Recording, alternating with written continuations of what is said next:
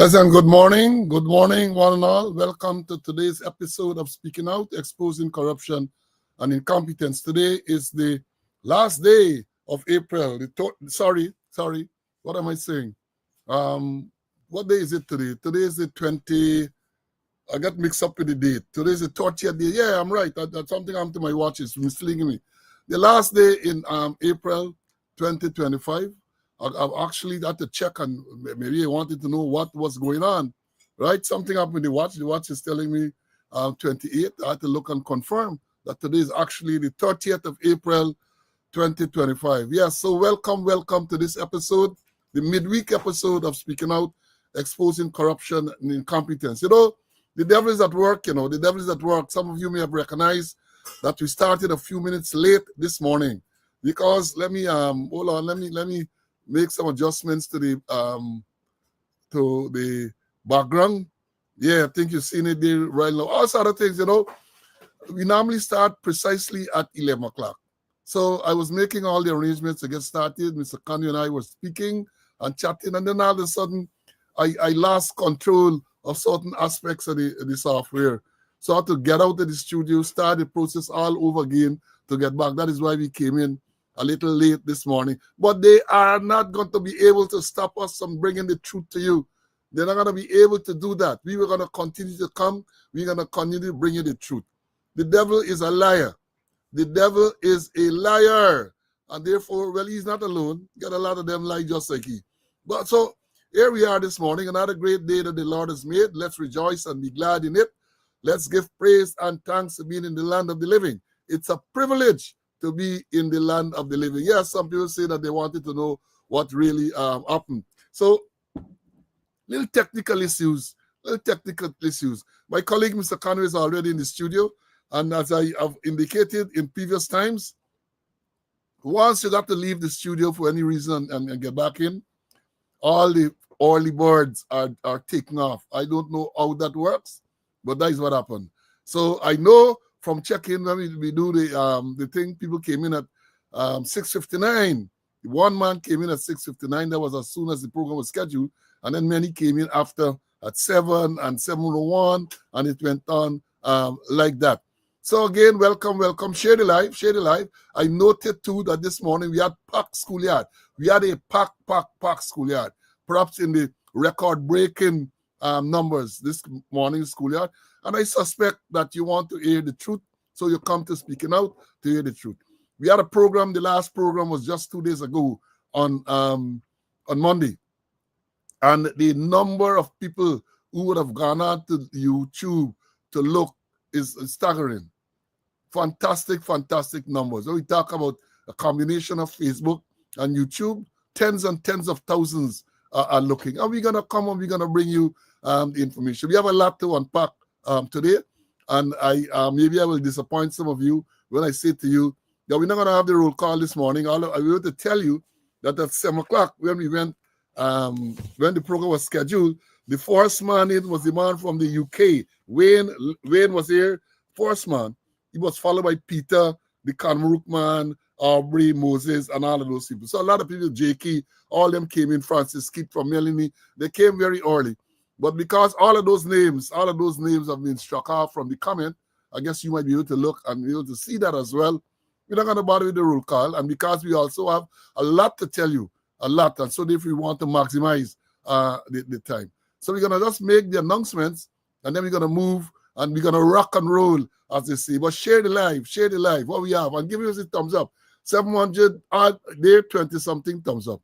That's an area that you folks have been failing in. You're not showing your appreciation, every single one. If we have 600, what is this now? 700 persons on the live, we should have at least half of that showing the thumbs up on the live. That's one of the disappointments I have. And that is important because we are coming and doing this program to get thumbs up and to get likes and so on. But if you know the system works, when you get like, the algorithms kick in and the program is popularized, get more and more popular. Every day I go about the place, people meet me and tell me how they are so happy about this program. People comment all the time on this program. They send one cockroaches from time to time, like Monday, one of them come out. We ban one of them on Monday. He come out actually trying to blame people for the death of this young girl. So I said, no, this is not the place for you, right? We're coming here to show empathy. It's not that we want people to agree with everything that we say, but when you come and you're heartless person, no, this is not the place. And then the next one, come on, he said, he commented and he said, y'all know Paul Slow in a negative way. Y'all know. Well, I can tell y'all something about Paul Slow later in the program. So yeah, share the live, let them know that we are here and we are going to bring it to you. I know a lot of people are going to be disappointed, the ones who are coming late, because some people come in like about 15 minutes into the show because they don't want to go to the roll call and all that. But we are foregoing the roll call this morning because of the delay we had in starting the program and that. So here we go with the announcements. We start with those. First of all, let me remind you again that this in Guyana is an election year. And you're going to get all type of false information, all type of propaganda. You have got to be discerning.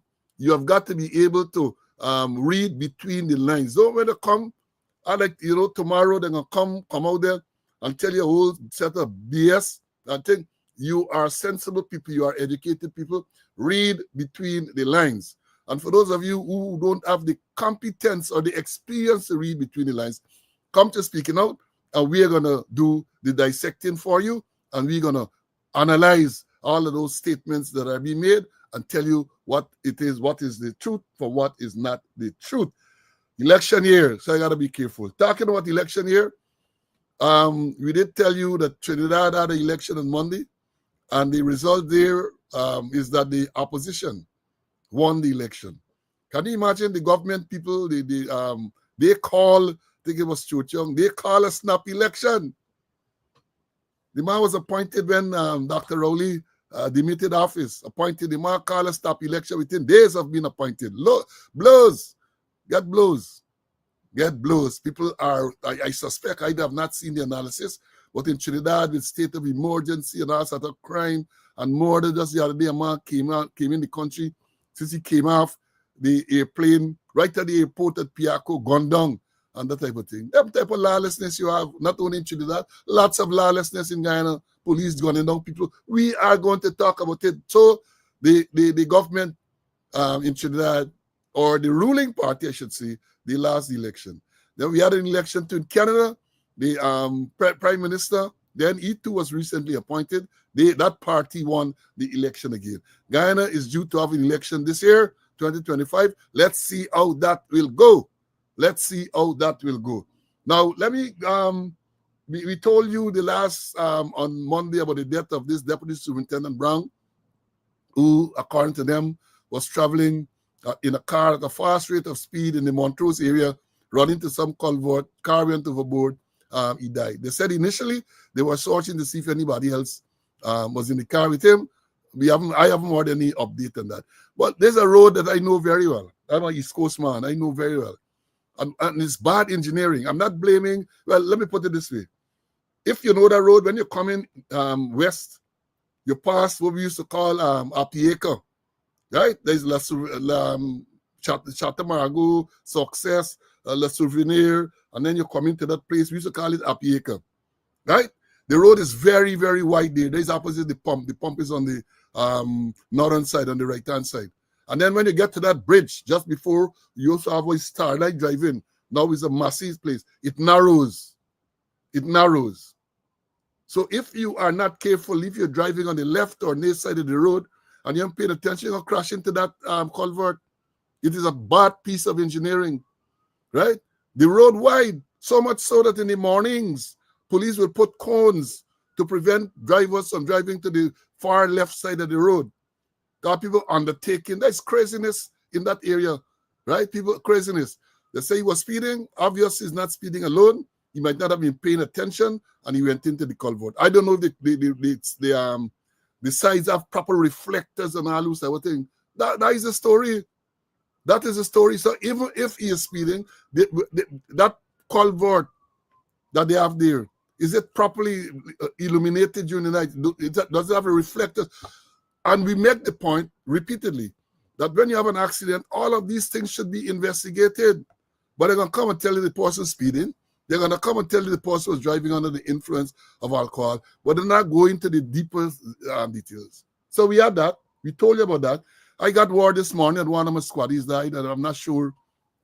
We had two Alexander brothers, 93, 65 and 366. We understand this morning one passed. I'm waiting to hear exactly which is one of the guys passed. We learned too, Monday we reported on the death of a student, Clarence Hudson. His brother died somewhere at Georgetown. I can't recall seeing such a report in the paper. I might be wrong. Died by accident. You're not seeing that. Then we have the case again. We told you yesterday again, psychiatric nurse dies in an accident in New Amsterdam. Man riding his electric cyclist along Princess Elizabeth Road. Some car speeding coming down, pick you up. And I saw the thing is there on social media with the body on top of this car. Not the body, the man, because he wasn't there then. On top of this car, bloodied body. It is madness. Madness in the place. Madness. And then, of course, with terms of death, yesterday they're reporting, I think it was last night, some altercation between two men at Bagastong. One take out a gun, shoot the next one, dead. Then you have the other killings around this place.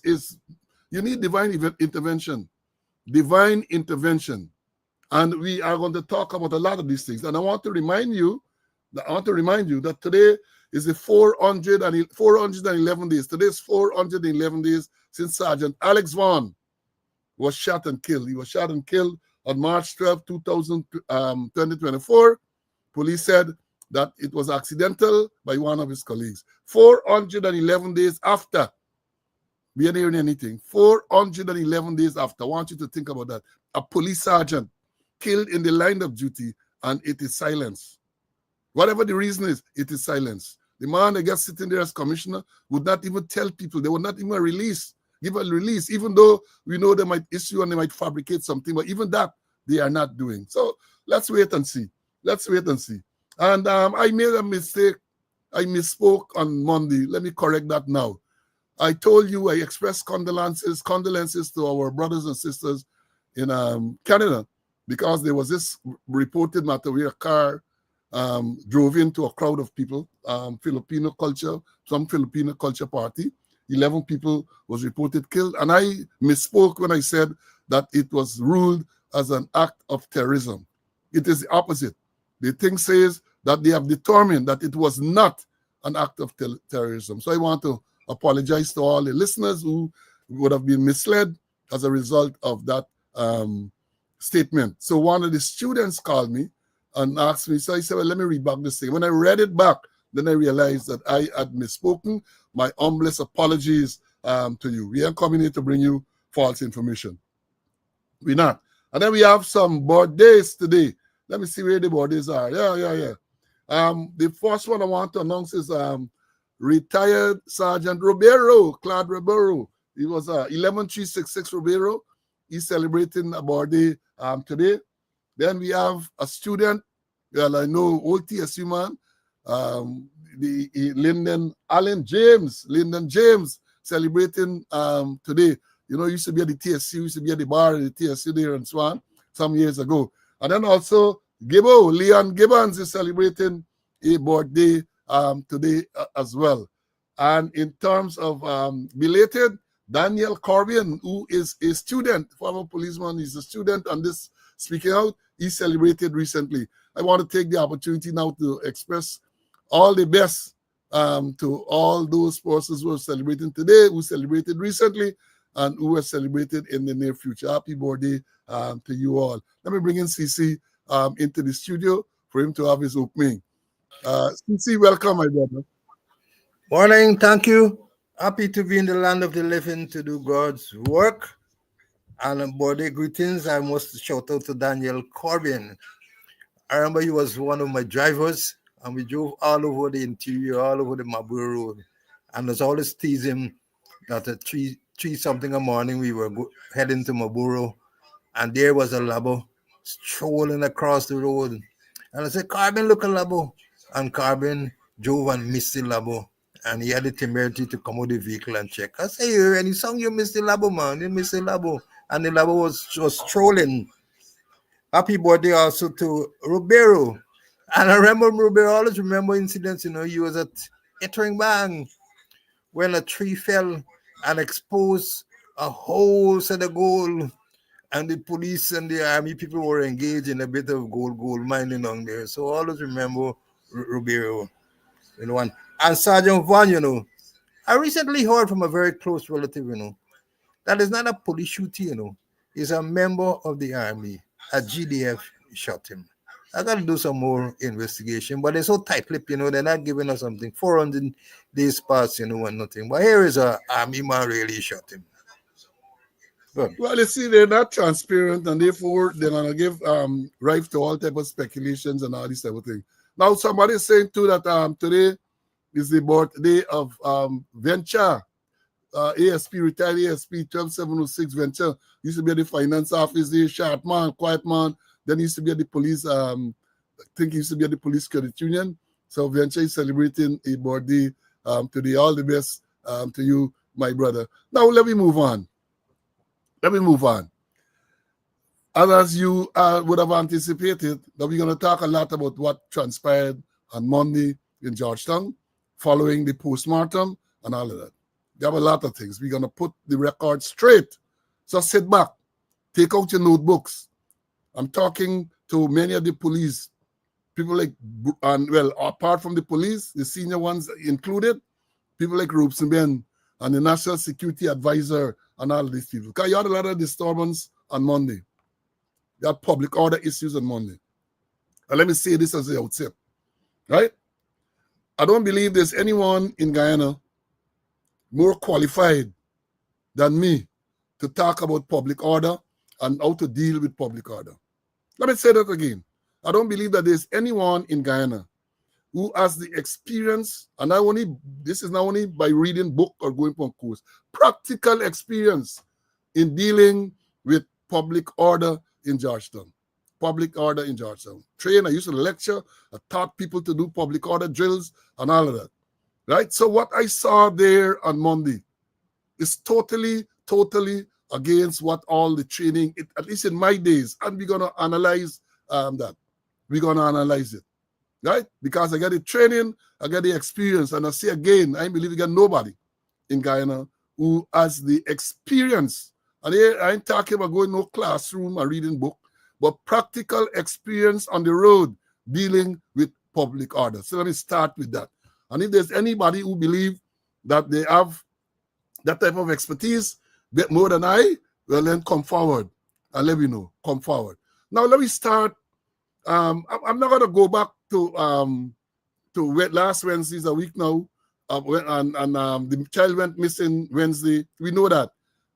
They searched the pool Wednesday night. Critic been there with video camera.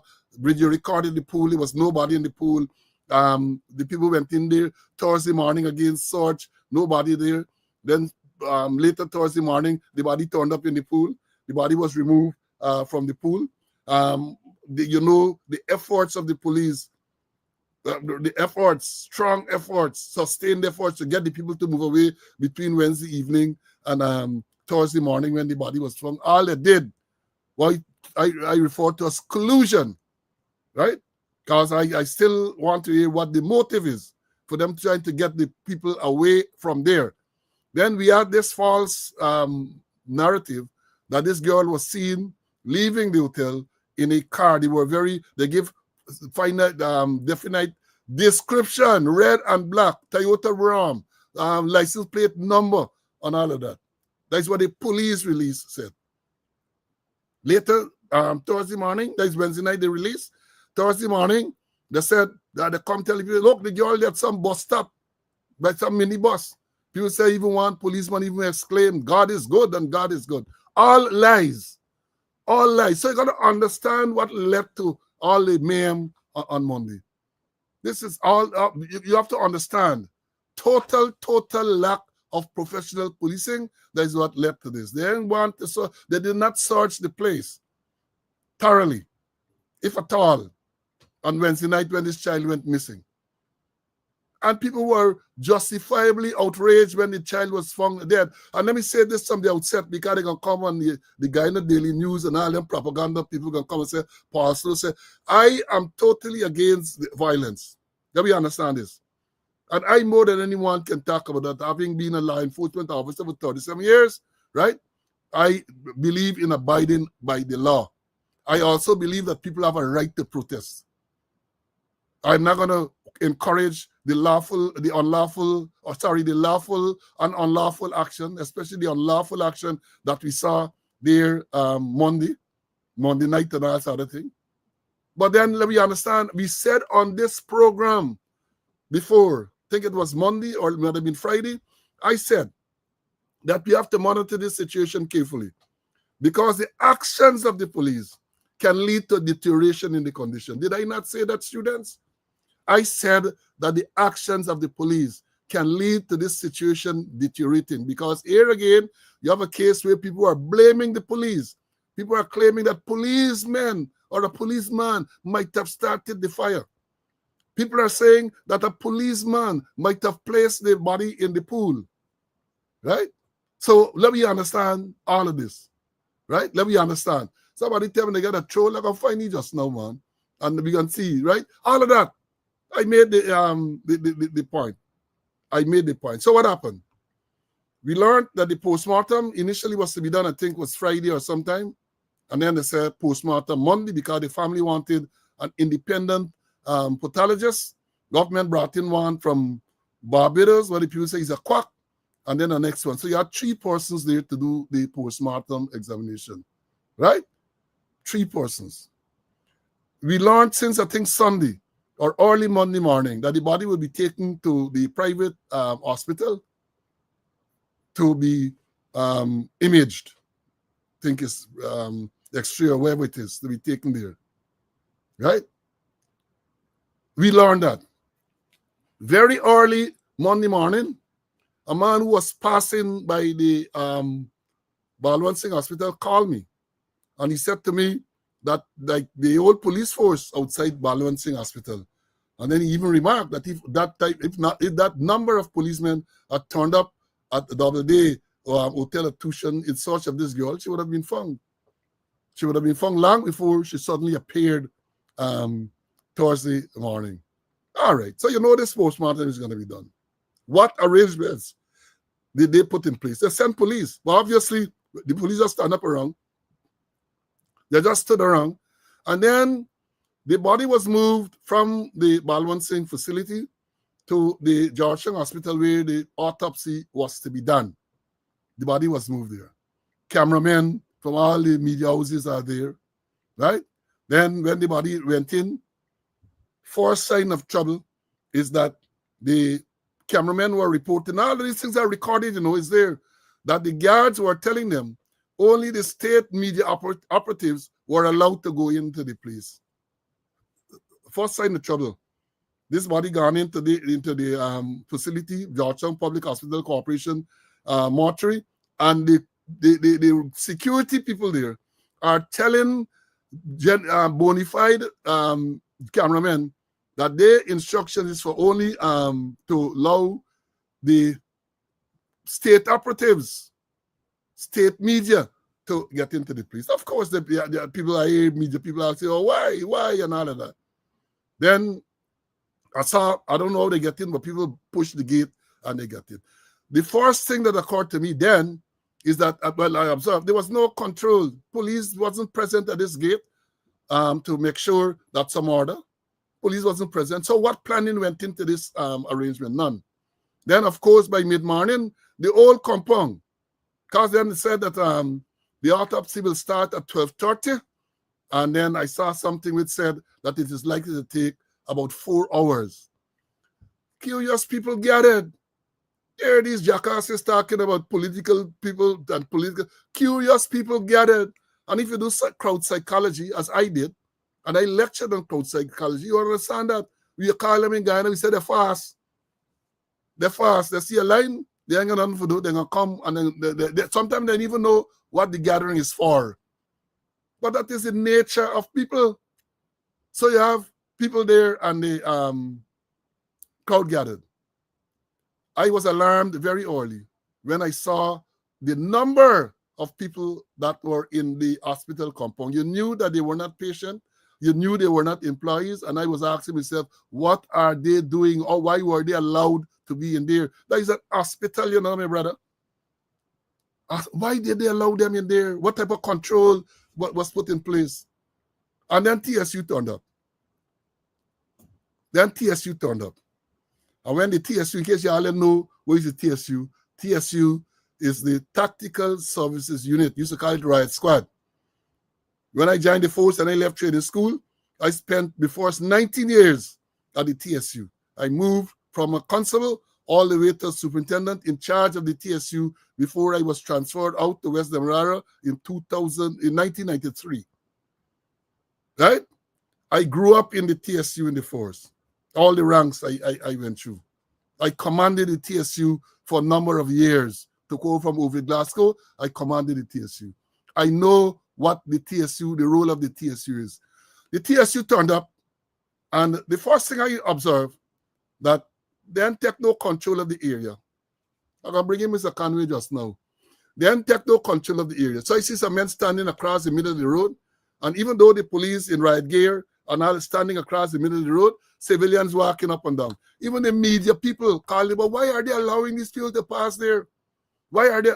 So they took no control of the area. They never established a perimeter or a cordon. I would have thought, based on my experience and knowledge of the geography of the area, you would have started a cordon maybe at East Street, all the way down to Thomas Street.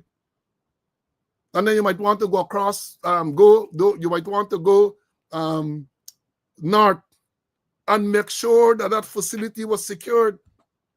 They never did that, And then they're standing up, seeming clueless, and people started to throw missiles at the police. And the response from the police was totally unacceptable. Take it from a man who know about how you deal with public order issues. The police started to shoot indiscriminately. Bam, bam, bam, bam, bam, Wild West. They started to shoot indiscriminately. Now, I'm going to pause there because we're going to continue to give Mr. Conway a chance to analyze from some of the things and that I have said so far, up to when the police decide in Middle Street to start shooting at people. Because we all saw it, as it unfolded. CC, let me hear you on this. Okay. I be hearing police talking regularly, but intelligence-led operations. And did they have any intelligence in relation to deal with the situation at the Georgetown Public Hospital Corporation? The police, they want technical, they want strategic. And let me go down a little deep. Here it is. They had to know that persons in large numbers who are curious or otherwise would have torn up there to hear what is the cause of death. That was the cause of death. Georgetown Park Hospital comes under 4B. The commander there is Simon McBean, Deputy Commissioner. But McBean appeared to be the glamour boy. They sent him to Linden, they sent him to West Demerara. And now here, for the post-mortem, they get him looking after the security of the 3 pathologists. Nothing wrong with that, although I would have had a lesser rank to deal with that and let McBean deal with his division. But let's send McBean there. At least Watts should have been in charge of operations for the time being in 4B, in 4A. And then I started to reflect about Linden. I remember when they had blocked the bridge at Linden and they torn out and they had killed 3 men, they slaughtered three Londoners there. I was in the police force then. And I vividly remembered at Brummel was the commissioner. And I turned to Brummel and I say, hey, the intelligence we got, because bear in mind, I was one time Linden come under my control, and I had intelligence there. I still have intelligence about Linden. And I said the intelligence come notice that they're gonna block the Wismore Bridge, block the bridge, Linden Wismore Bridge from the Wismore end. And I said when he can come to the meeting, Leroy, he must come with what you call an operation order, how we will deal with the situation. Because the people said they're giving us 1 week, they have 1 week of protest. And for those who don't, the operation order is an order that you produce to show how you'll deal with the situation. A written order. It asks for information, which include risk analysis. Method. IIM information, your intention, your method, your administration, and your communication. IIMAC. It is recognized internationally. So Bromai pick up the phone and he called Iken, who was the commander. He said, when you come to the meeting, the next day was a meeting, come with your operation order, how we will deal with Linden. And Iken came to the meeting. He spoke, but he didn't mention anything about the operation order, anything on how they will deal with the situation at Linden. So I told the Bromel, I said, hey, this man ain't talking nothing but his operation order, IIMAC. And Brahman said, what me your operation order? And he can say, I get everything under control. If they do nonsense, we're going to sort them out. And he did sort them out with deadly consequences.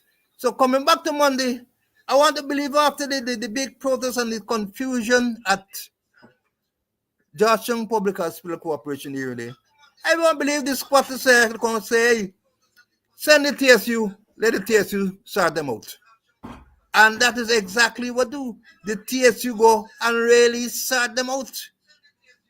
So I hear somebody died in the process there. So the thing is that no tactical, no strategic plan, no intelligence-led operation to deal with the situation. So TSU, go along. And I'm sure they were in the ranks of TSU. There were no briefing. They just picked them up and said, hey, go along and sort them out at the Georgetown Hospital.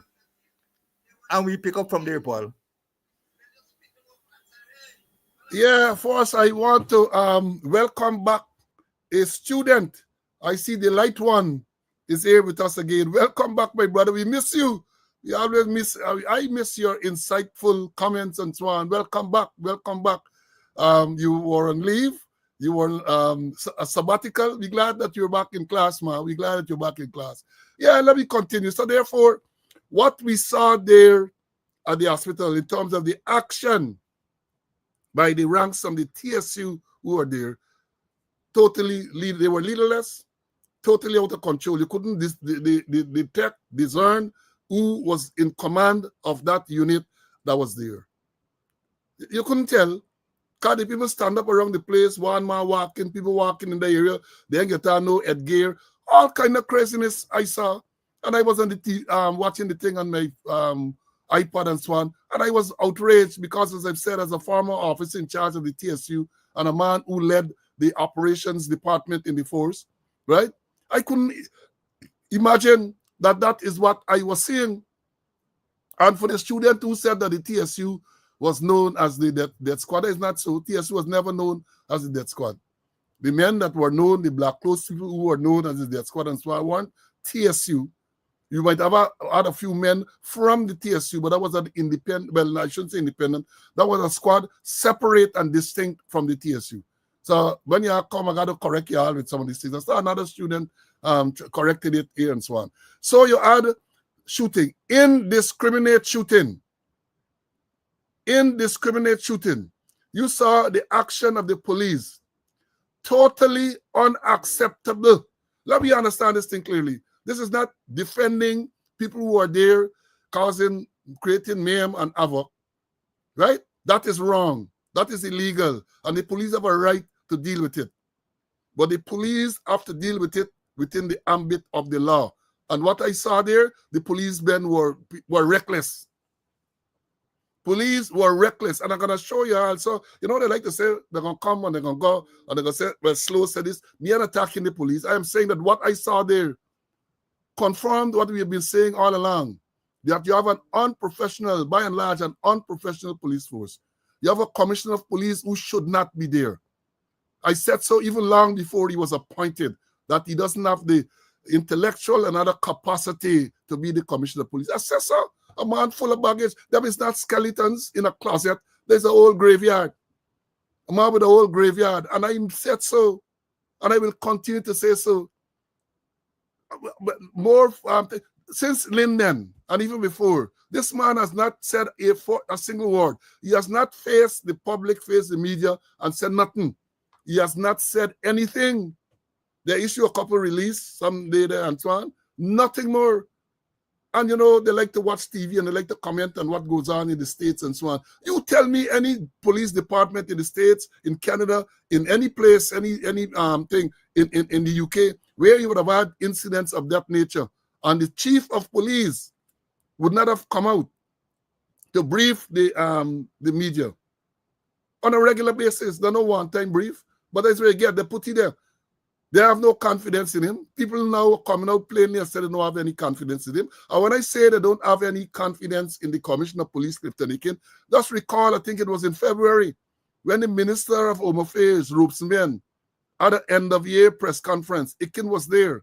And the media operatives put a question to Ikin, and Ben jumped in, said, don't ask you, nothing, ask me. It's me conference. So why was he sitting there? Ikin, why was he sitting there? Can't ask you a question. Because they have no confidence that he can string a couple of words together. None whatsoever. But he's there in the force. A man who was appointed after the retirement. So for all those PPP supporters who come in and say you can't blame the government, you have to blame the government. The government is responsible for Ikin being the commissioner after his retirement age. The government is responsible for him there. And if he is responsible as a most senior man in the force, then whatever happens under him, he has to bear responsibility.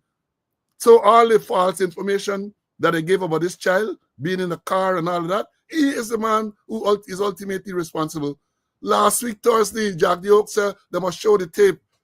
If they said they saw this tape, and they said they saw this tape, this recording with this girl entering this car and heading east towards Vidanoop, that came from the police regional division surveillance camera. And the vice president, the Kali, said, let me see. You can't up to now, 1 week down the road, you can't see it because it never existed. It was a figment of their imagination. It was something concocted. And I asked the question then, and I'm asking the question again, what would have been the motive for them doing that? What would have been the motive for them coming up with this bull story? Aim to move the people away from there, in my view. And then aim to adapt when they were removed from there to move the body out of the place and put it somewhere. You would have find the body someplace else. And that is the police force you have, being led by Ikin. And let examine it further. In the past couple of years, since he fight up and they get rid of RP. I get time to go into all this morning. The RP move, go up and leave, they put Ikin. Appointee, acting right away. RP was there for how many, 2 years or what plus? Never made him to act as commissioner. Never made him to act. He carried out the functions of. Never wore the commissioner badge around. But as soon as they bring the pet by the Ikin there, acting commissioner right away. That was challenged in court. They come with some cockamamie story to say, well, there was no opposition leader, so therefore the president could not have consulted as required by the Constitution. Ikin should have never been appointed. And then December last year, December the 19th to be exact, they promoted him, confirmed him, even though with whatever birth certificate was produced, he passed the retirement age. Because in public service, you are retired at the age of 55. There's a law which says that if the commissioner think they are taught at Auditor General, somebody else. Once they are substantive in the position, you can go through a process and have them extended to not longer than 60 years. That what the thing said, the thing spells out. There's a process, but you have to have been commissioner. Then when they extend Bragabir, he was already commissioner. When they extend Lai Lewis, he was already a commissioner. They extend all the people who were already commissioners. But what's his name? From that place, Nosef from that place, came to say, oh, it is okay, it could be appointment. Gail Teixeira come to tell us in response to the letter from the opposition leader that he was not in favor of the king's appointment. Gail Teixeira, Smokey Joe, came to tell people that, oh, this man is the best thing. There's been so much improvement in the force since he took over and that sort of thing. One man wrote to say that they're doing so well under the king that other forces in the Caribbean are trying to model, trying to emulate Guyana police force. You think they're ordinary? You think them as ordinary BSers? Right? That is what I said. So that is what you get now. All what going on, the man silent, they cut out his tongue. He can't talk. Now let me fast forward now to well, before I go off, as I say in the police action, not only in front of the Georgetown Hospital Corporation, but that unfolded during the course of the night. Unfolded, and I would hope that some of these people who are here, the Human Rights Association, all these people, file complaint with international bodies. So what we saw, the videos are there. Police having no regards to people's rights, because even if they are rioters, even if they are looters, they still got rights. Let me understand this thing clearly. If they are murderers, they still have rights. So what happens? At some stage, we learned on Monday that the pathologists who were in the facility there at the mortuary were afraid for their safety. The whole compound had demonstrators, protesters. They were there, they weren't violent. They should not have been there. They should not have been allowed to get in there, so they get into the place there. So it would appear that the police were told to clear the compound. And my God, the police went in guns blazing in the hospital compound. We saw and we heard that they went into the hospital compound, guns blazing. That is the way they cleared the compound. Bow, bow, bow, bow. Indiscriminate firing in the hospital compound. How do you justify that? At no stage during all the transpired there did I see or hear some officer with a bullhorn, which is a requirement for the TSU. You go there, we call them loud air, bullhorn, what we want to call it, to warn the people to disperse. Warn them to disperse. People in the compound should have been told to leave the compound. If you're in your business, then leave the compound. That is standard operational procedure. I know it, I taught it, I practice it. That ain't happen. People going there blazing in the hospital compound with no regard for the nurses and other people working there, no regard for the patients and all of that. Somebody even remarked, like they forget that there's a silent zone. Silent zone? With what the police shooting up all over the place there? Nothing but silent zone. Nothing at all. And here, let me show you all a few videos. I will show you 2 videos. So how we talk about the police response and how the police act to exacerbate this whole thing. This is not me saying so, right? It's not that I'm saying so because I want to embarrass the police or I don't like the police. I'm saying so because it's a clear indication, right, that the police are not prepared to deal with these things in a professional manner. Let me show you. I'll show you 3 short videos. 3 short. So bear with me while I load them up. Look, this is one here. I think this is one. Let me see. All right. This is one. Look, this is one where apparently a man was arrested somewhere. And look what's going on here. Watch. One thief. Crawl and get here. What is it? One is Pass it. Pass it. Is it? My first gun, my. No. Hey! I call your mother, shoot him, man, force you. Yeah, long ball. Cry your mother. Are they live? Yo, speed up the process. I see your name there. No, the police ain't can't kill him, man. No, the police don't want to kill him, man. What to y'all? Alright, coach, man. Boy, hurry up, boy. Let's put a bicycle for your back. Crawl and reach there. You know, we got somebody. Watch it. Hey, watching cry. Don't fucking head.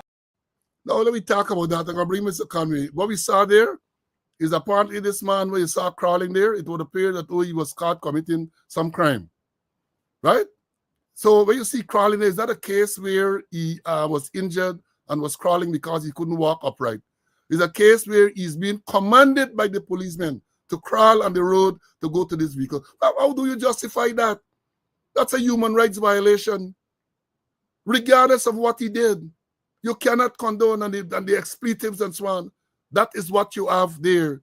Now, tell me how you can justify that. Robeson then come out and tell the people, Jerry Govaya, National Security Advisor, this quarter again, the president, vice president, yeah, come out and tell people that there is a correct procedure for how police should be dealing with members of the public. Tell them that. Tell us that.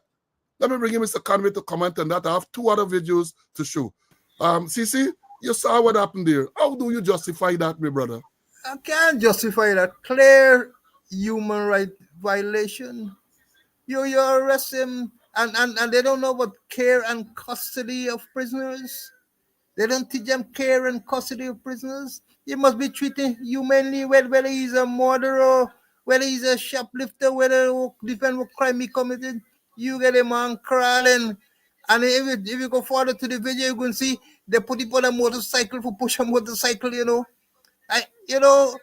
And then two men in uniform, two armed police escorting him, get him crawling, you know. And then you want to know where is the SO that they don't have no subordinated officer there. Nobody get command and control of those people. Even the youngster in the exuberance get out of them. Somebody get a car. Stop that. You know, and they have no command and control, and that is not the behavior that you expect for police.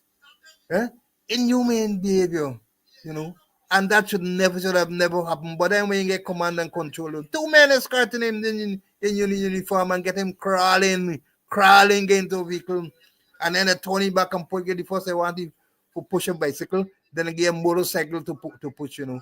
Well, you know, it's I hope people take it up. I hope the same man, you know, will take it up elsewhere and go to court with it. Yeah, they should make every effort to identify those ranks for them to be disciplined. You got to you see, let me tell you this here. Again, I say, I come out from the TSU, right?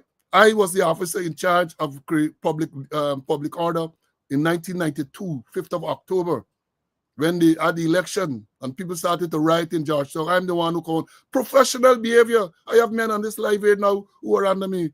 Professional behavior, because you brief them. No one is to fire any wrong unless they are specifically directed to do so. Because that is the protocol.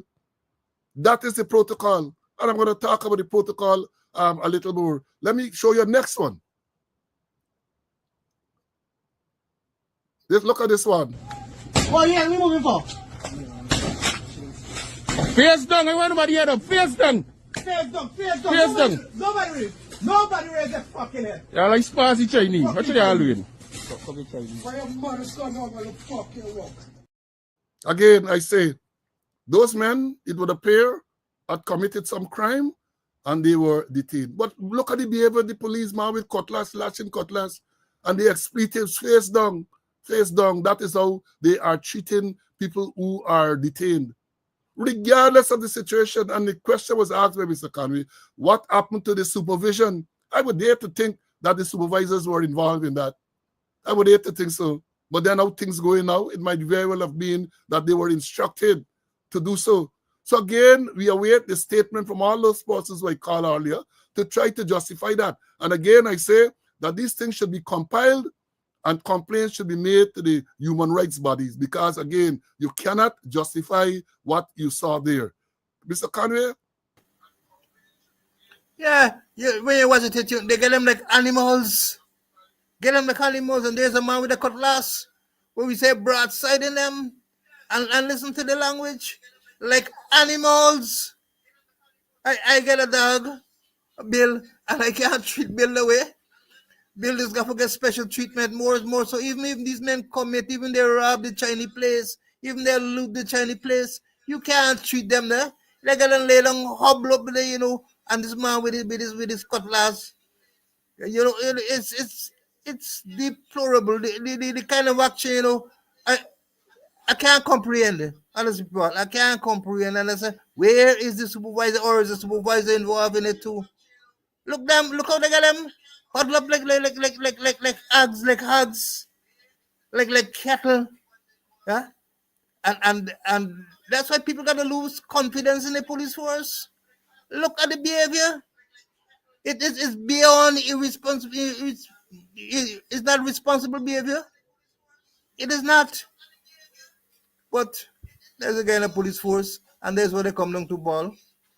Again, it's shocking because, as I said, I served 37 years in the force, and despite what the trolls might want to come and say, it's unimaginable that policemen are going to be behaving like that. And I said again, in these days where every single person is a photographer or a videographer with all these cell phones and so on, they don't care. They don't care. And let me show you the final one that I have here for Monday night. Look at this.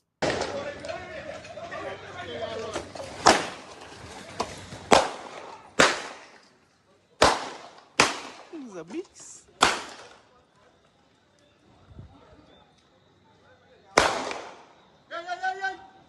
Relax, I'll come back.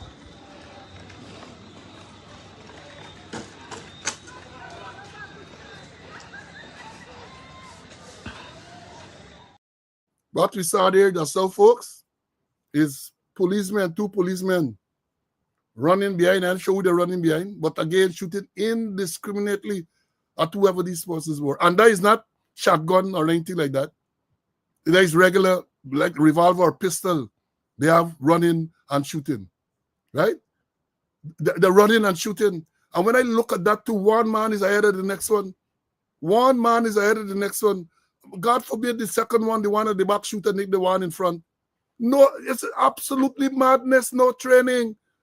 Two men are running and shooting, and we got one ahead, and both of them shooting. So what happened if the one in front had turned across or something like that? Friendly fire, they're going to say. Or, in that case, it wouldn't have been friendly fire. Would I tell you that it's one of the protesters shot and killed or shot and injured the policeman. That is what they would have told us, this lying public the communications unit that we have there. That is, I gave you those three for you to understand. And again, I say, I am saying people breaking the law, police have to take action. But the action that the police will take or should take has to be keeping with the standard operational procedure. Every person has a right, whether you're a criminal, whether you're a thief man, whether you're a looter, whether you're a robber, they get rights. And you can't be doing this publicly. Publicly, they just don't care. Because why? There is lack of leadership in the Guyana police force. I say that without any fear of being contradicted. And I say further now again, before I'm going to say it again, the commissioner of police, Clifton Dickin, should be made to go home. He pass the retirement age, go and plant cassava. You know, in the country, we say you plant cassava, especially if you plant bitter cassava, you're going to get the bitter cassava to make cassava bread. You're going to get the water for make starch. You're going to get the thing for boil and make casserip. You get so many byproducts. So go plant bitter cassava, man. Or as they contribute, they say, bitter cassada. Them contribute, go up and say, they call them cassada. Me old man used to plant bitter cassava. And then you take the skin of the bitter cassava, you sun it on the roof, the pig pen, for it to dry, because they say it contain a lot of cyanide, and then you feed the pigs with the skin. You can't feed them with just so you're going to kill them. So you put it to dry. You have a lot of byproducts. Go plant cassava, mistaken. It's time that you leave the force. They have more capable people to run it. At least they can do worse than what you're doing. The force, as the standard, has just dropped dramatically in the past couple of years. Look at it. We are seeing it there. Linden, you had madness. Two people dead. Then alone. The child is killed, or let's put it this, found dead. Let me give them the benefit. No proper police action there at tuition. None. No proper police action. As a matter of fact, the action of the police, in my view, is what led to all the nonsense that happened, all the disturbance that follow. Because the police misleading the public, deliberately misleading the public. Then Monday, what we saw there Monday, you want to tell me that is how a professional police force operates?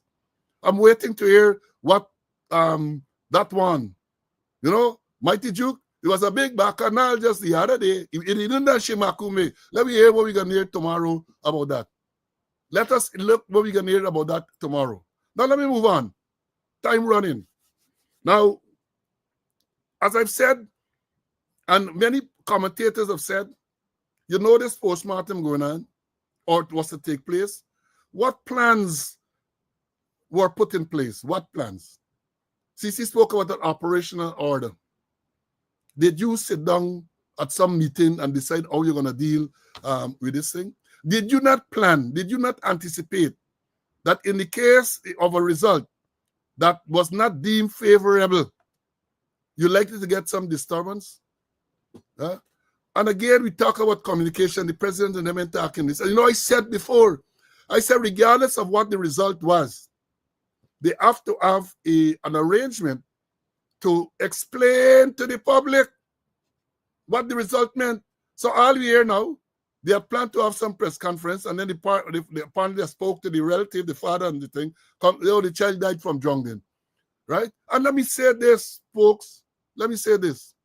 I have no reason to doubt the findings of the pathologists. Let me understand this. They said drowning. I have absolutely no reason to doubt these people that is drowning. And that is what should have been explained to them. Yeah, it's drowning. But how and where did the child drown? Certainly not at the pool. But you see, they managed the thing so badly that when the findings were made that is drowning, a lot of people got emotional when they pass out the information. People assume that they were saying that the child drowned in the pool. That's how I believe happened. So therefore, they ought to have been able to manage that release carefully. Have a press conference. The child died from drowning, but that doesn't rule out foul play. That doesn't rule out foul play. And let me say before I go further, my lawyer and my good friend Selwyn Peters from Canada, he did a tape on this thing because he said he was a coroner in the Canada, and he went through that inquiry and all this everything, and he outlined a beautiful thing, very educational. And I recommend that you go on YouTube and you look at it. He had one again last night. And some things, Selwyn, I got to call you because some of the things that you said there last time, I'm not in agreement with. And we got to discuss. I'm not going to talk about them publicly. But manage this thing. Because we said it's drowning. And you need to let people know that that is not the conclusion of the whole process. She drowned. You could drown in a bucket. I tell a man Monday night you could drown in a calabash. Because somebody hold your head down in a calabash, wash your nose, go in there in your mouth. It's drowned, you're going to drown. Water goes into your lungs, you're going to drown. You're going to drown. You don't have to be in water to drown. Let me understand this. I know Ulrich is here. I don't know if Ulrich can remember that case. We had a case some years ago at West Demerara when I was commander there. One of these speedboats going across the river capsized. And people swam ashore and rescued and so on. A lady, I think she was some Anna Katrina or somewhere there, went home, went to bed, and died. She went home, the same, she came to the water, they went on. When the postmortem was done by Dr. Mutu, cause of death, drowning. Cause of death, drowning. I would never ever forget that because I, like most people, felt the way we talk about drowning is somebody go in the water, they submerge, and then you can't breathe and they drown. But no. So these things should have been explained. All right, cause of death, drowning. But we have now got to do the toxicological examination where they would have gathered body fluid, things from your lungs, things from the blood, and all this everything to examine more because this is a preliminary part of it to find out whether she was made to digest anything, and all of these things could have been explained. But no, they didn't do that. You got to do toxicological tests, yes, Commissioner Cole, to determine a lot of things. But again, because they did not manage the release of that findings properly, that is why you had the mayhem. Because people believe, oh, you're drunk. They say she drunk in the pool. We know she ain't been in the pool. But that is not what the findings said. That is not what the findings said. Because you could find out, was it natural? Selwyn explained it. Or he sought to explain it. Drunken? Was it natural?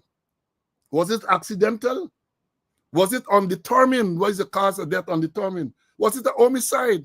We all believe it was a homicide. So even if she drunk, we know she didn't drunk at the pool.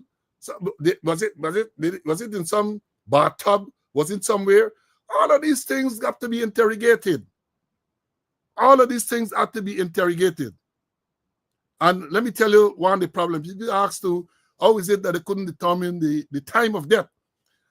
Very early, I think it was last Friday when we had the program, I said, or we said in this program, that the time of death will be crucial, right? Because they said she went missing around 2 o'clock Wednesday afternoon, and then she turned up mysteriously Thursday morning. The time of death would have been crucial.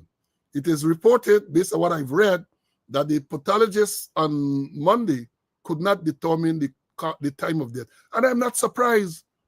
You know why I'm not surprised? Again, because of the police action. In a matter like that, the training is from the time that body came up there.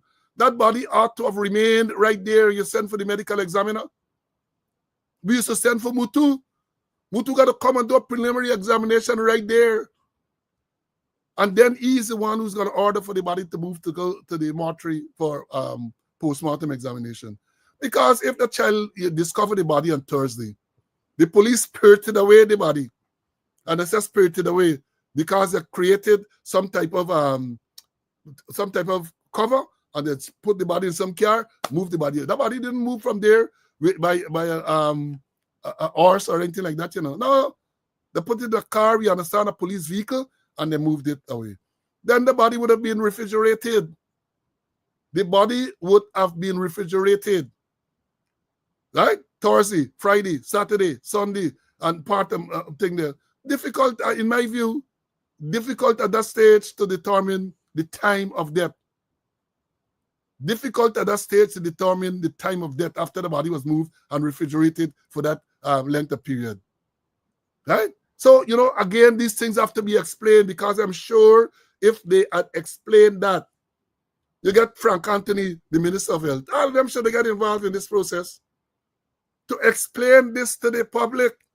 And you know, I said when you do crowd psychology, I used to lecture on crowd psychology. And I always said, people, you get a crowd as you are there in front of the hospital, let's say 100, 200 people. Many of them are curious onlookers. Many of them, right? That's a science.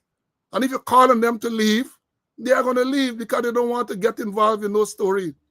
And that is why we teach in the days when I taught it. You don't come and start shooting right away. Allow people to move.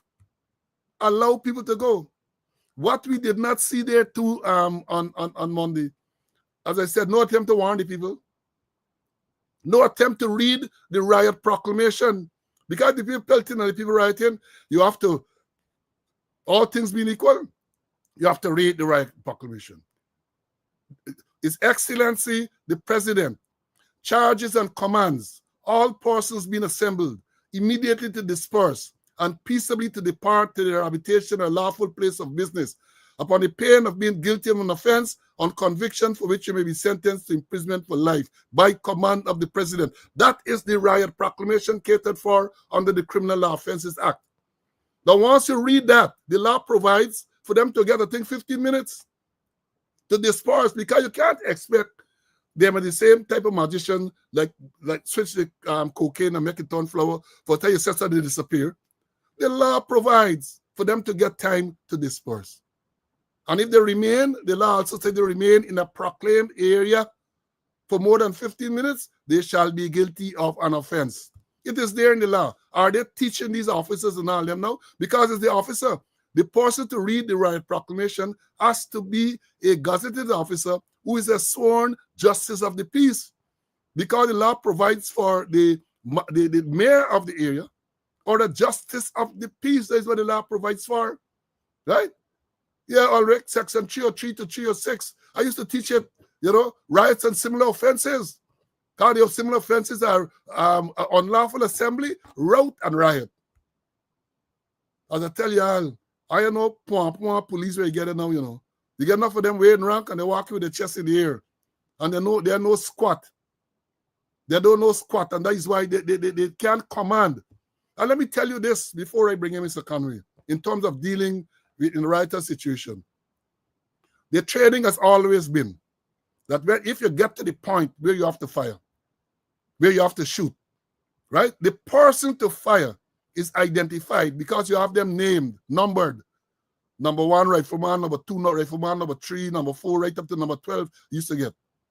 And the officer in command will call on a specific person.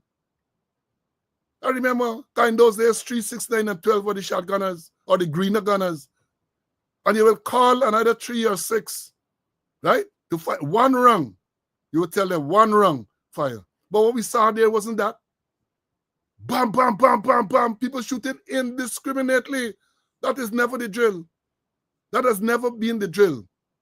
So you do that. And even before you get to that, I never saw an attempt. We used to get button people.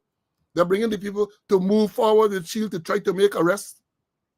The thing was so comical that one says, I see 2 men in Middle Street got hold of one of the police shields and were sheltering behind it.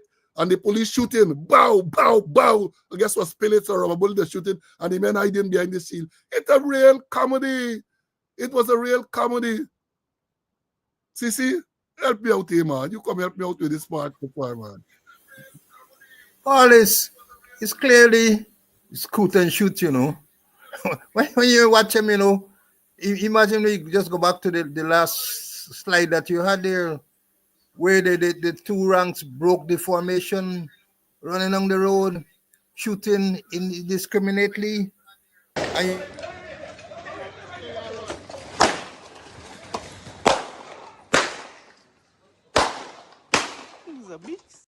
the person had died, you don't hear like Van, friendly fire, and nothing more.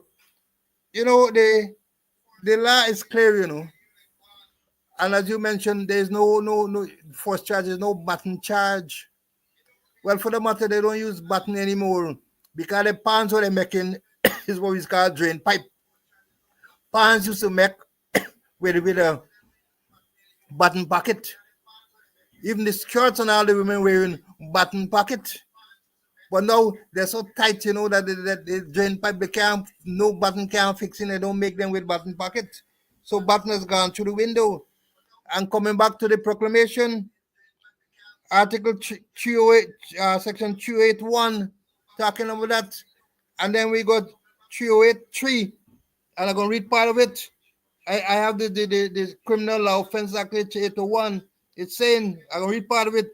If the person so unlawfully, righteously, and tumultuously assembled together, as the word said, or 12 or more of them continue together and do not disperse themselves for the space of 15 minutes after the proclamation made. So the last saying 15 minutes, and they're talking about 12 or more persons. Read, and they're talking about the justice of the peace. And the justice of peace in the police sense there is the gazetted officer who would have been sworn as a justice of the peace.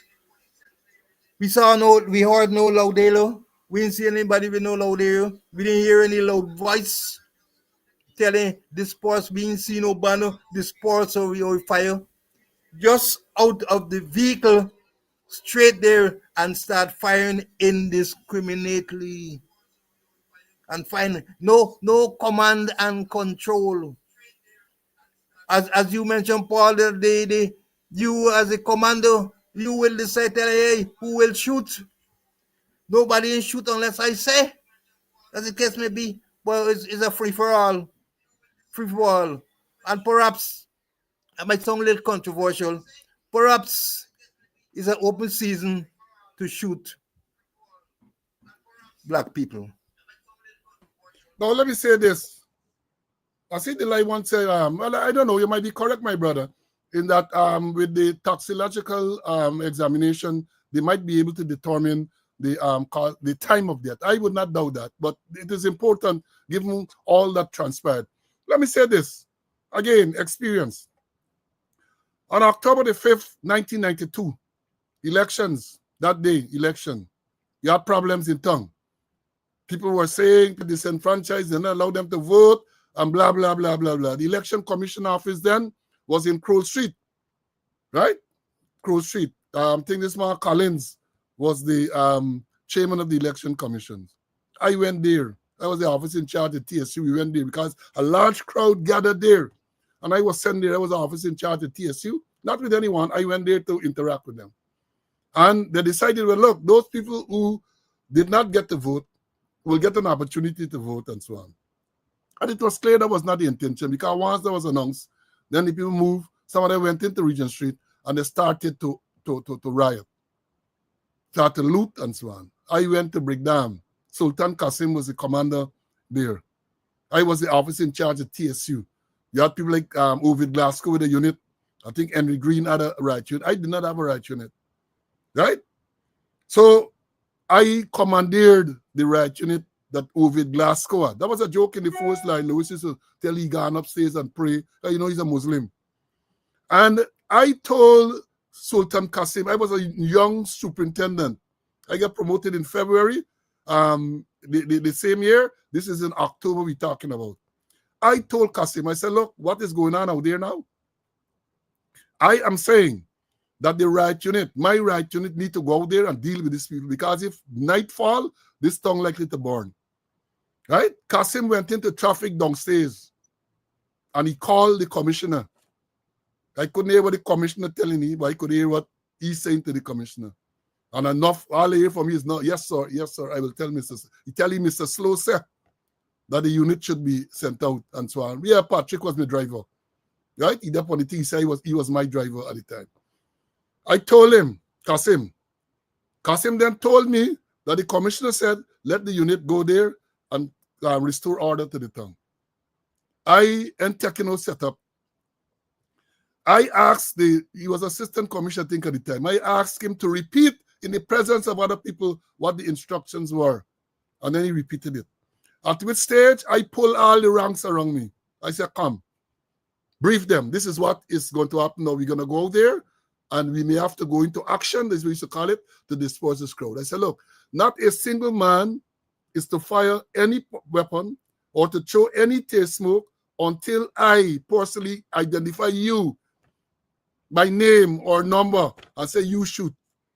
Because we know they were trained out to shoot and all that. That is how you brief them. So when we went out there into Regent Street and after going to action, I was in full command. I was in full command. Nobody under me could have said they find a tear smoke or they find a pistol or they find a shot. Them was green a gun without me telling them directly. I know some of the ranks who were there until now. You know, call the name. Right? I know them by name and number. Who the people who are my greener gunners and all that. I told them no one is to fire anything until if I determine that you're to fire, I will call you John Jones, 1 round, fire. Jack Jones, 1 round. I will call you and I will tell you. And that is what happened. We restored order in that tongue in lava time. Yeah, kill nobody. A couple people get it from pellets and so on. Nobody was seriously injured. But that is the way we were taught to do it. And then they used to try to vilify me on the TV. And I called a certain journalist. And I told him, I said, let me understand. When we go out there to deal with crowds, we don't go with blanks. We always have live ammunition. And the reason why people are not killed or seriously injured is not an accident. That we train not to do that. We train not to do that. You have people out there with shotguns. I've said it here before. And an instructor confided in me, a man who training the police them in public order and that. He said, you know, it's a cone of fire of a shotgun. They don't teach that. So you ask the question, how do you use a shotgun in a public order situation where you don't know the cone of fire of the particular gun? But that is what you have. So when they want to come, let them come. We want to come, they're going to send the trolls and so on. Let them come. I know what I'm talking about. And you know, as a result of that, let me tell you all of that. When I go out on the road, October the 5th, and so on, I never forget, Joe Singh was chief of staff. And in the dust hour, you had a helicopter flying over the road, and then the chief of staff came in a vehicle along Camp Street in a southern direction. And when he stopped at Camp and Regent Street, he called for the commander. He wanted to see want to know who's the commander. And I went up. He said, "Who is that, Paul?" I said, "Yes, sir." He said, "Okay, there's no need for me to be here. I'm going back inside now." That's the type of confidence they had in me. Irfan Ali told me on the 16th of September 2021 how pleased they were with the action I took to restore order, because they've been in opposition, and I go out there because they didn't expect police to act professionally. They believe that because you're black and you may have voted for the PNC, you're not going to go out there and act professionally. But I always said, regardless of who you vote for, you got to act professionally. The uniform that you wear and the oath that you took dictate that you must act professionally. I did that all the time. That was my man. I acted all the ranks below me. People that ain't now who work with me, they're going to tell you, I ain't making that joke. I don't concern about your politics. I'm not making that joke. If you want to be a politician, take off the uniform and go and turn a politician. You can't have on the uniform and be a politician. It came during the 2020 election campaigning for PPP in the training school compound, encouraging the recruits to go and vote PPP and all them nonsense you got. And again, I say you have your political loyalty, nothing wrong with that. But once you're wearing the uniform, you have got to be professional. You got police that is reported in uniform on the quarantine, right? Sharing political pamphlet and all sort of things to people. How people can respect the police? How can people respect the police? Even the ones who are in favor of a particular party that you might be supporting, they're going to lose respect for you because they see you as being partisan. And that is the thing that we have now. Let me bring in Mr. Conway, and then we're going to move to the next issue about this order issued by the Minister of Affairs. I didn't even know that he's still about. See? Sorry that I didn't give you the gold medal for your experience and your work in terms of dealing with public order. But I do so now. Now, you made a very important point, in your dealings with Kasim. Kasim, I think he was in charge of operations then. And for the TSU to go out, he had to call the commissioner and get approval from the commissioner for them to go out. And only then, you as a commander, you had to brief them. You didn't say, hey, then you go and scoot and shoot, let everyone know the place. And they had to get proper briefing. We talk about briefing and verbal orders. I'm certain on Monday, all they do is say, let it go out and then just rush out. With nobody really in charge in command. And I don't even know who give the order. I know who go give the order for them to think there. That is, the thing is clear in giving the order. It's coming from the commissioner. And before they go out, they got to be briefing and verbal orders. And when they return, is debriefing also. That's how I know it. But maybe now with the whole thing turned upside down, they just run in and do the thing and then they go back and no proper debriefing. And that's the end of the story. That's the end. We're not going to be the end because we're going to keep talking about it. We are going to keep talking about the unprofessional behavior. And I said before, and I'm repeating it for emphasis, one expects that during times of election, you're going to get all sorts of problem, crowd disorder, and so on. Traditionally, when election results are announced in Guyana, you just get crowd disorder and crowd disturbance. And if what we saw there on Monday is how police are trained to deal with unrest, civil unrest, God help us. God help us. And let me say this. Well, see, at the time on the 5th, Linus was the commissioner, Kasim was the commander A division, and I was the officer in charge of TSU. That was in 1992. I was a superintendent in charge of the TSU. So when I spoke to Kasim and Swan, I spoke to him as the officer in charge of the TSU. Now, and what happened there Monday in front of the at the Georgetown Public Hospital Corporation. They said they didn't even call on people to leave. Police are telling me that they had to run for their life when the shooting started because they were there on duty and the people started firing indiscriminately. So ranks who were there in uniform, no warning was given to anybody.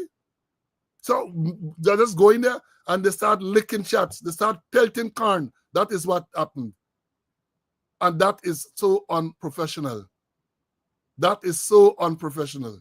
Now let me talk about this order issued by the minister. I was shocked when I saw the order. I think it came out yesterday because I didn't know that we still had a Minister of Home Affairs. Because with all the Linden story, you didn't hear from me. The last thing I saw an order from the Minister of Home Affairs, Horatio Ben, I think that's his name, Brindley or something, he got a long name, is when he was at the sawmill fire on the Linden Highway. They had this big fire that burned for days. I saw him reading out hose and helping, and I thought that, hey, after that order from him since then, I said maybe the man get burned up in the fire because he didn't hear from me. So he came out now, and I'm reading from the Stabrook News of today. He said no public gatherings between 12:30 a.m. and 5 a.m. Hey, these people are no ordinary jokers, you know.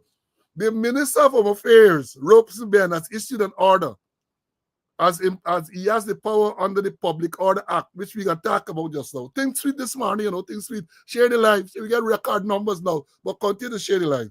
He says, in the wake of recent unrest, that's what the article says, in light of civil unrest occurring in several parts of the country, the government has moved to prevent public gatherings between 12:30 a.m. and 5 a.m. Stick a pin. Stick a pin. Why 12:30? What caused, what type of analysis you did to determine that this ban on public gatherings must be between 12:30 in the morning and 5 a.m.? Pray, tell us what thought process, if you could think of that, tell us. It goes on, folks. In order to this, an order to this effect was issued yesterday under the Public Order Act. I used to lecture on the Public Order Act. He said I will tell you the Public Order Act. The move is aimed at containing the burning of roads and other infrastructure following the announcement of the autopsy result of our 11-year-old Adriana Young. The gazetted order, signed by the Minister of Home Affairs, Robeson Ben, stated that, I quote, in the interest of good order and public safety, in every administrative region of Guyana, there shall be no public meetings, gatherings, or assemblies of persons, procession or marches in any public place during the hours of 12:30 a.m. and 5 a.m. So it's 12:30 and 5. The article goes on to say, the minister later issued a statement saying that, quote, it is advisable to remain at home and in safe spaces during the hours of 10 p.m. and 5 a.m. This measure is critical to assist the security services, or the security forces in maintaining public safety. While there is no formal change to the existing Public Safety Order 2025 at this time, residents are strongly encouraged to adhere to the safety practice for non-essential travel to allow security personnel to be able to respond promptly to any emergent issues. The statement also added that, quote, the Ministry of Home Affairs would like to inform the public that the national situation is returning to normalcy as of today. Normal business activities are expected to resume across the country, end of quote. It goes on. Additionally, the joint services comprising of the Guyana Police Force, the Guyana Fire Service, Guyana Defense Force, and other agencies have been actively engaged to ensure the continued safety of all citizens. Several individuals have been arrested and reports are being prepared for further action. Any further roadblocks and other criminal acts will be responded to promptly and decisively. The Home Affairs Ministry statement noted that the country remains stable with the exception of one isolated area along the Mabura Trail to Linden.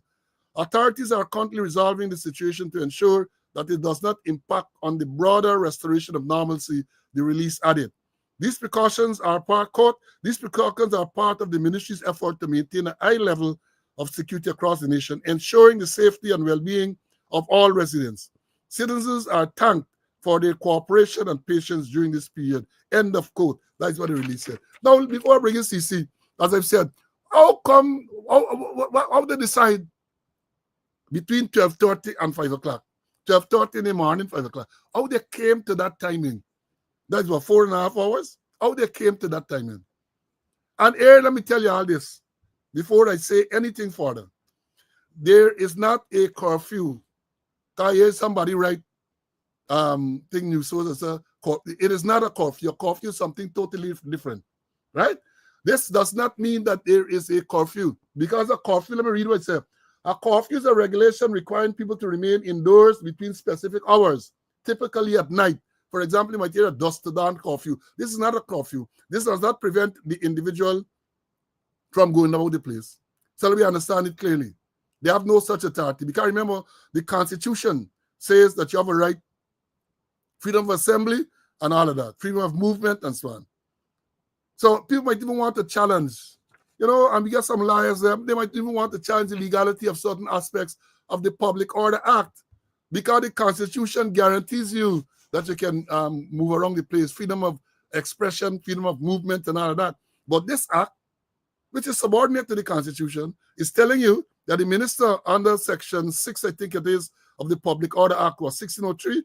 I lectured with, I think it's 1603, the laws of Guyana, that you can't assemble. And here what it's saying, let me read it back so you could understand it clearly.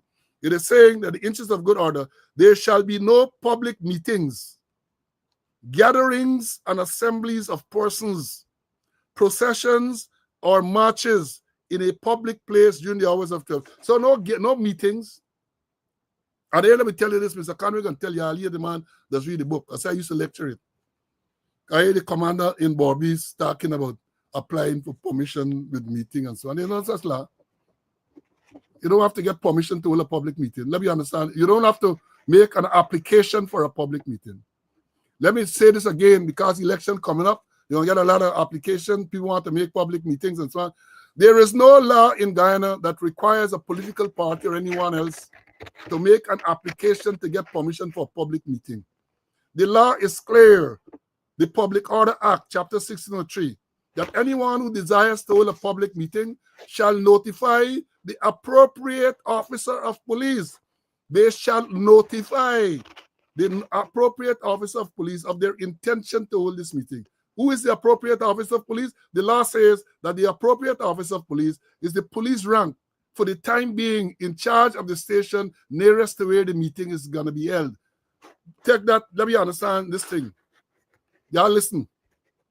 So if you want to have a public meeting, you got to go and inform the police that, look, I'm holding a meeting at BV Sideline Dam between this time and this time. You notify them. The law also states certain things where they can tell you, well, don't keep the meeting. For example, if another entity has a meeting with within certain proximity and so on, well, then we can say, no, don't keep it then. But there's no requirement for you to apply for permission. You give notification. If you want to hold a march, which is a walk in a public way, then you have to get the written permission from the chief officer of police. Y'all listen to me carefully. And the chief officer of police is the police divisional commander. When it's a chief officer of police, it's not the squatter. That's not what the law says. Is a divisional commander as the authority for the chief officer of, he's the chief officer of police for march or a procession other than a funeral procession. Y'all read the law. You got some officers here, some of them listen and don't read. The law says anyone who wants to take part in a procession other than a funeral procession, you have to get the permission from the chief officer of police. Right? Then you have to get a separate permission if you want to use a noisy instrument. That's what the Public Order Act says.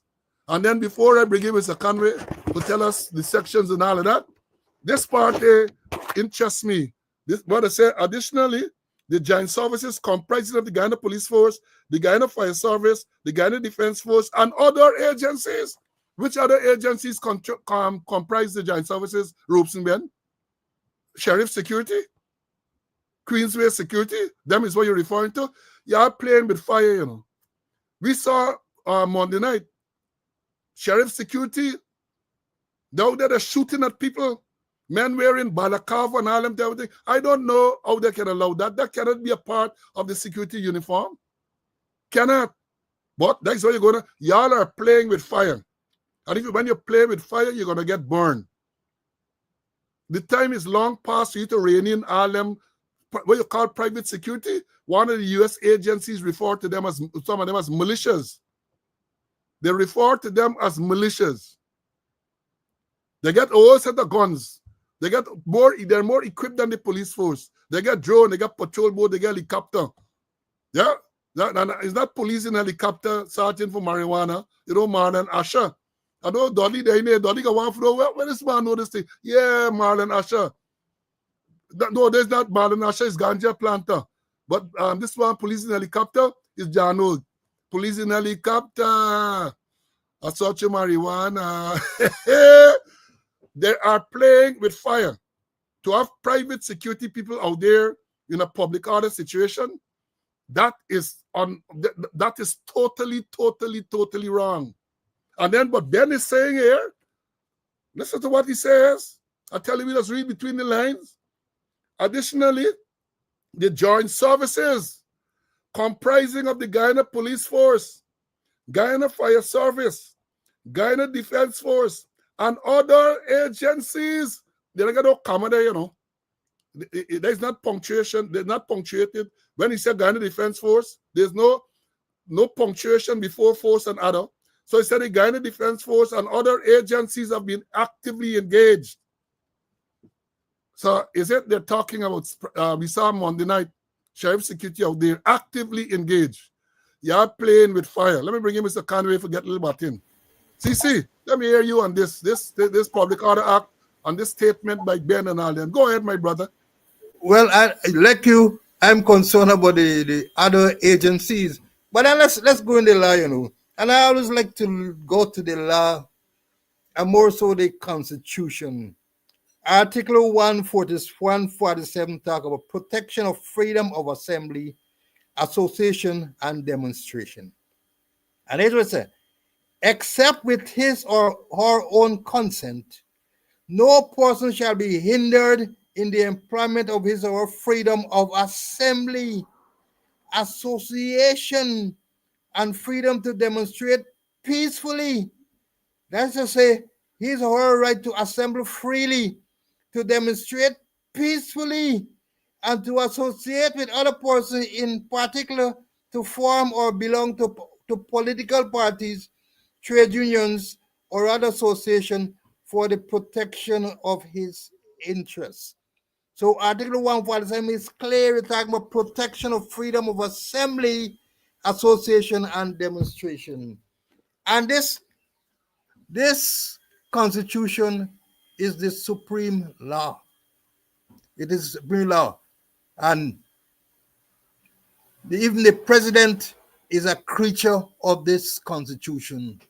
I remember that he had suspended us as members of the Police Service Commission, and Paul on behalf of us, you took him to court, and the judge ruled that he was unconstitutional. The thing was null and void and of no legal effect. Now, if you're going to bring in law to deal with the Constitution, the law has got to fit neatly within the ambit of the Constitution. You can't bring no law with public order and it does not fit neatly. It must be no wriggling space. It must fit neatly in relation to the Constitution. And Article 147 is very clear about the right to assembly, the right to hold meetings and demonstration. But let's look at the Public Order Act. I have a copy here, you know, as by me own thing then. And we need to look at some definitions first before we get into it. They say appropriate officer of police means a member of the force for the time being in charge of the police station nearest to which the meeting is to be held. Appropriate officer of police means a member of the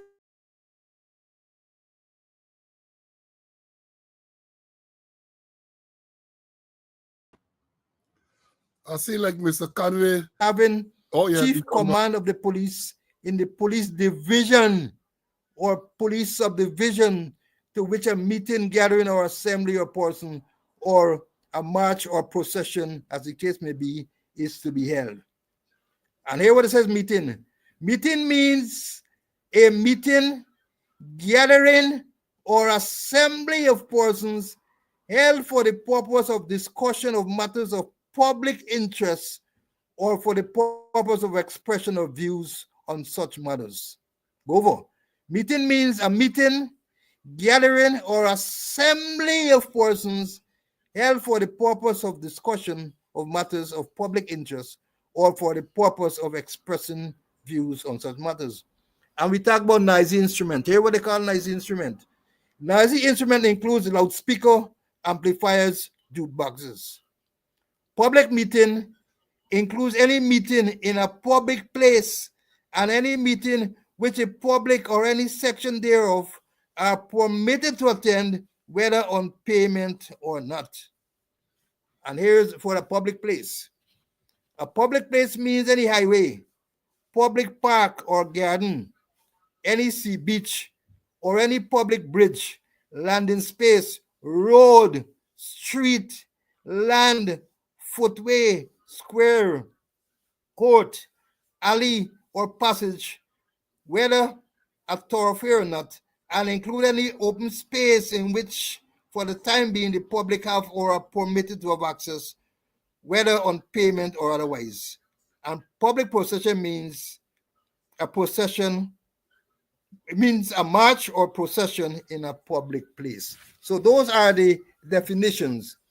And in terms of meeting, Paul, you mentioned, and you're right, that you don't have to get approval. Section 3 saying, any person who desires to hold a meeting in a public place not less than 48 hours and not more than 1 month previous to the time of which he desired to hold such meeting, notify the appropriate officer of police of his intention to hold the said meeting and at the time and place where the said meeting is to be held. So you don't have to get permission. You notify the person in charge of the station nearest to which it will be held. And I want to read something there. Power to regulate meeting. You say all members of the force in Georgetown, you got to be the rank of assistant superintendent. In New Amsterdam, not below the rank of a sub-inspector. In other parts of Guyana, not below the rank of a sergeant, or for the time being in charge of a police station. Good. Let me go on the power of the minister. Just bear with me a while. Section 4.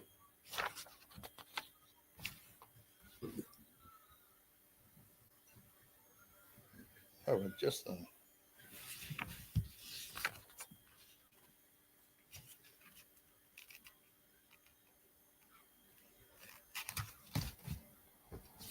give me some right here.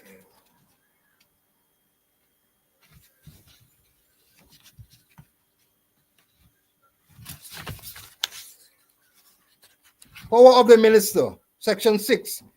Sorry about that. Notwithstanding the provision of any other law, wherein at any time it appears to the minister to be in the interest of good order or public safety so to do, he may order, prohibit in any area or at any district, village, or town in Georgetown all public meetings and all gatherings and assemblies of the person and all processions and marches in any public place.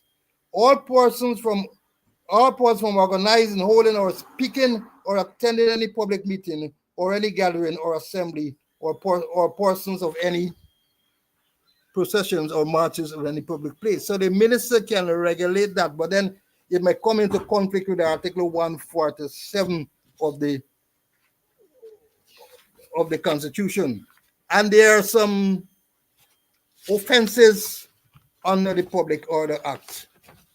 We have A, any person who holds, organizes, or speaks in any meeting or in a public place in respect of which no public notice has been given under Section 3.1, or in respect of which notice of the provision of such meeting has been served under Section 3.3 of the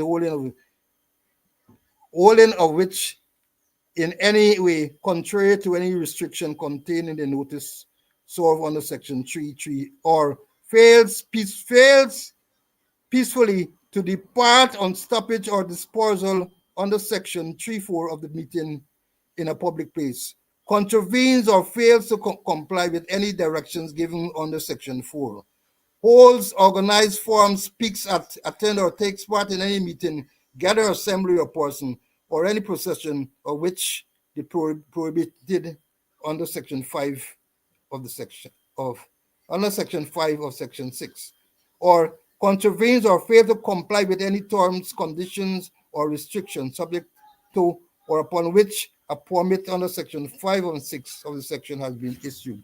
So there are certain offenses under this act that is laid out there. And if you want to check them, check Section 13 of the act.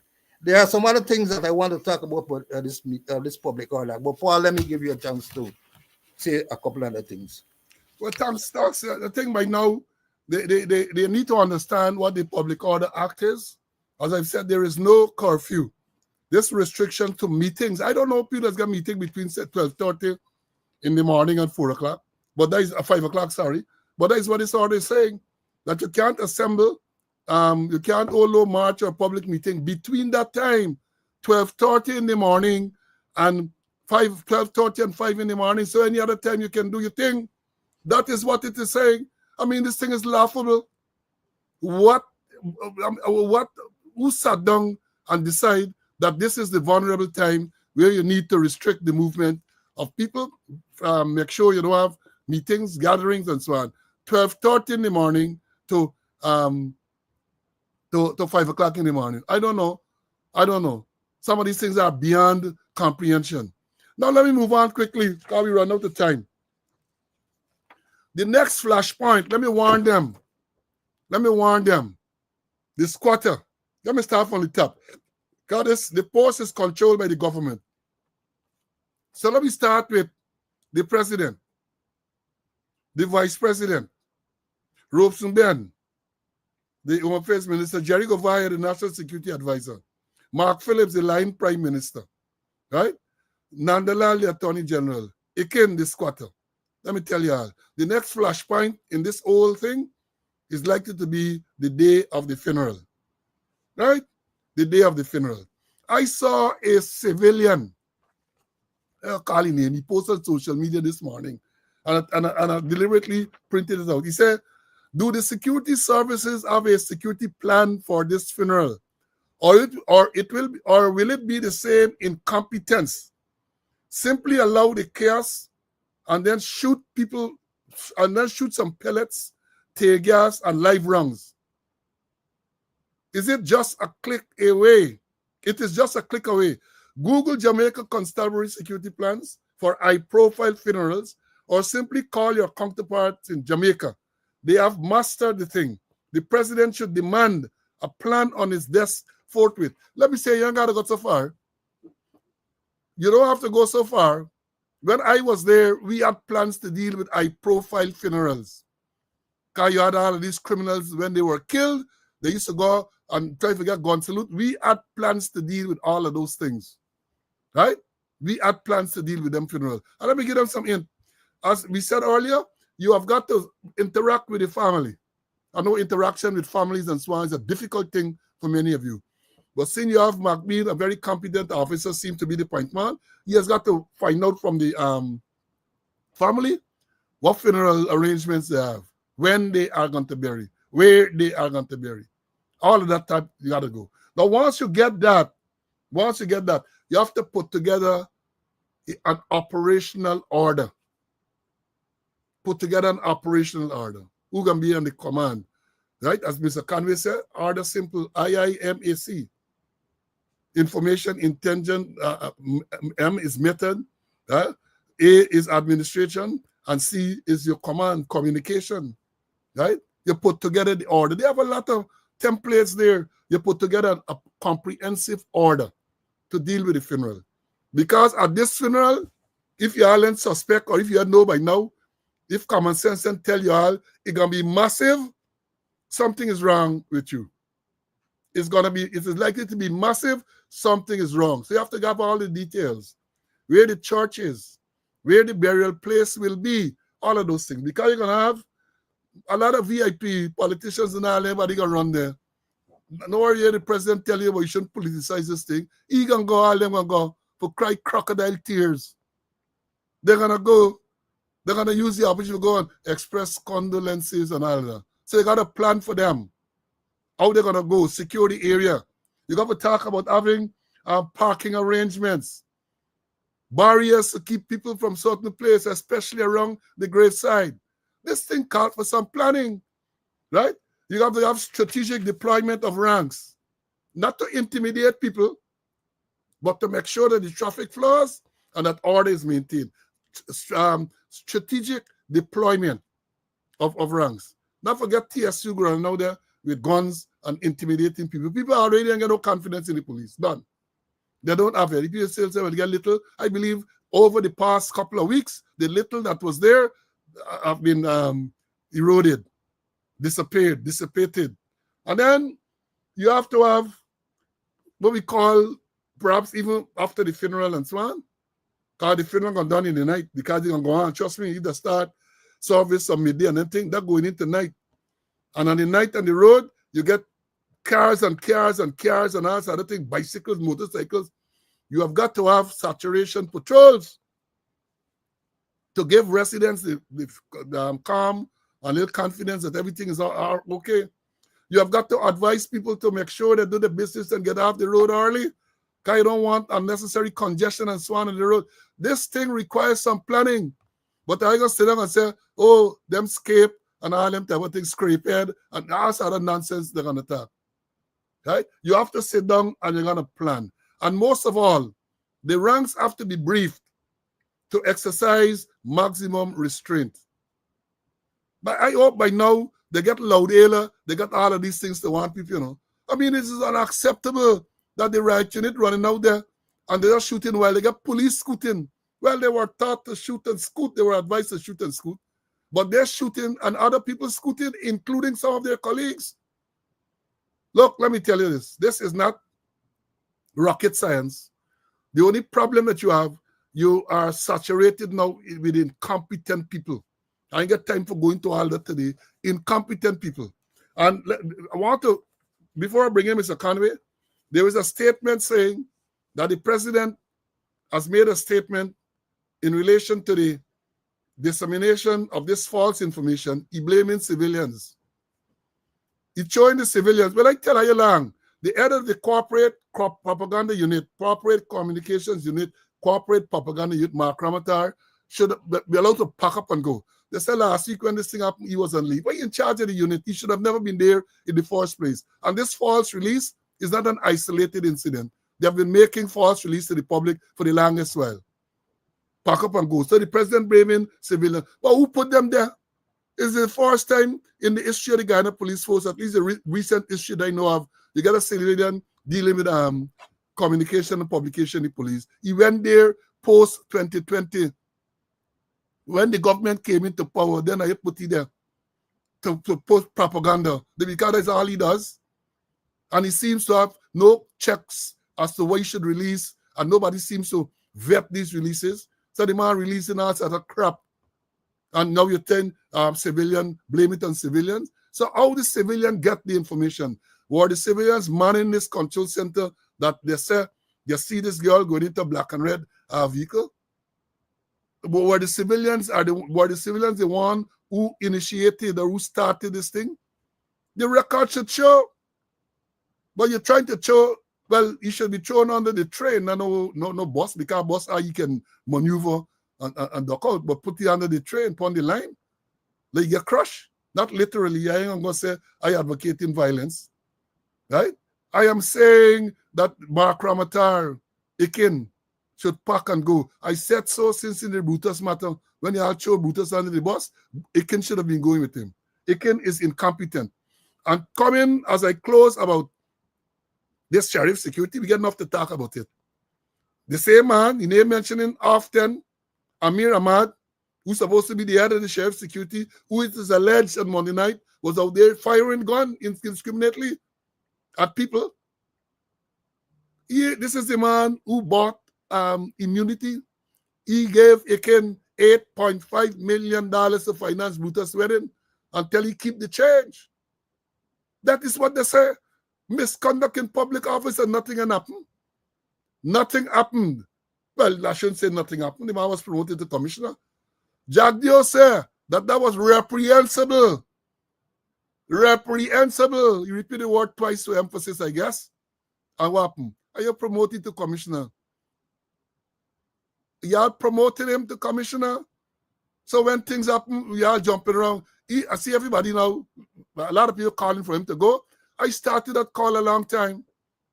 He should have never been there in the first place.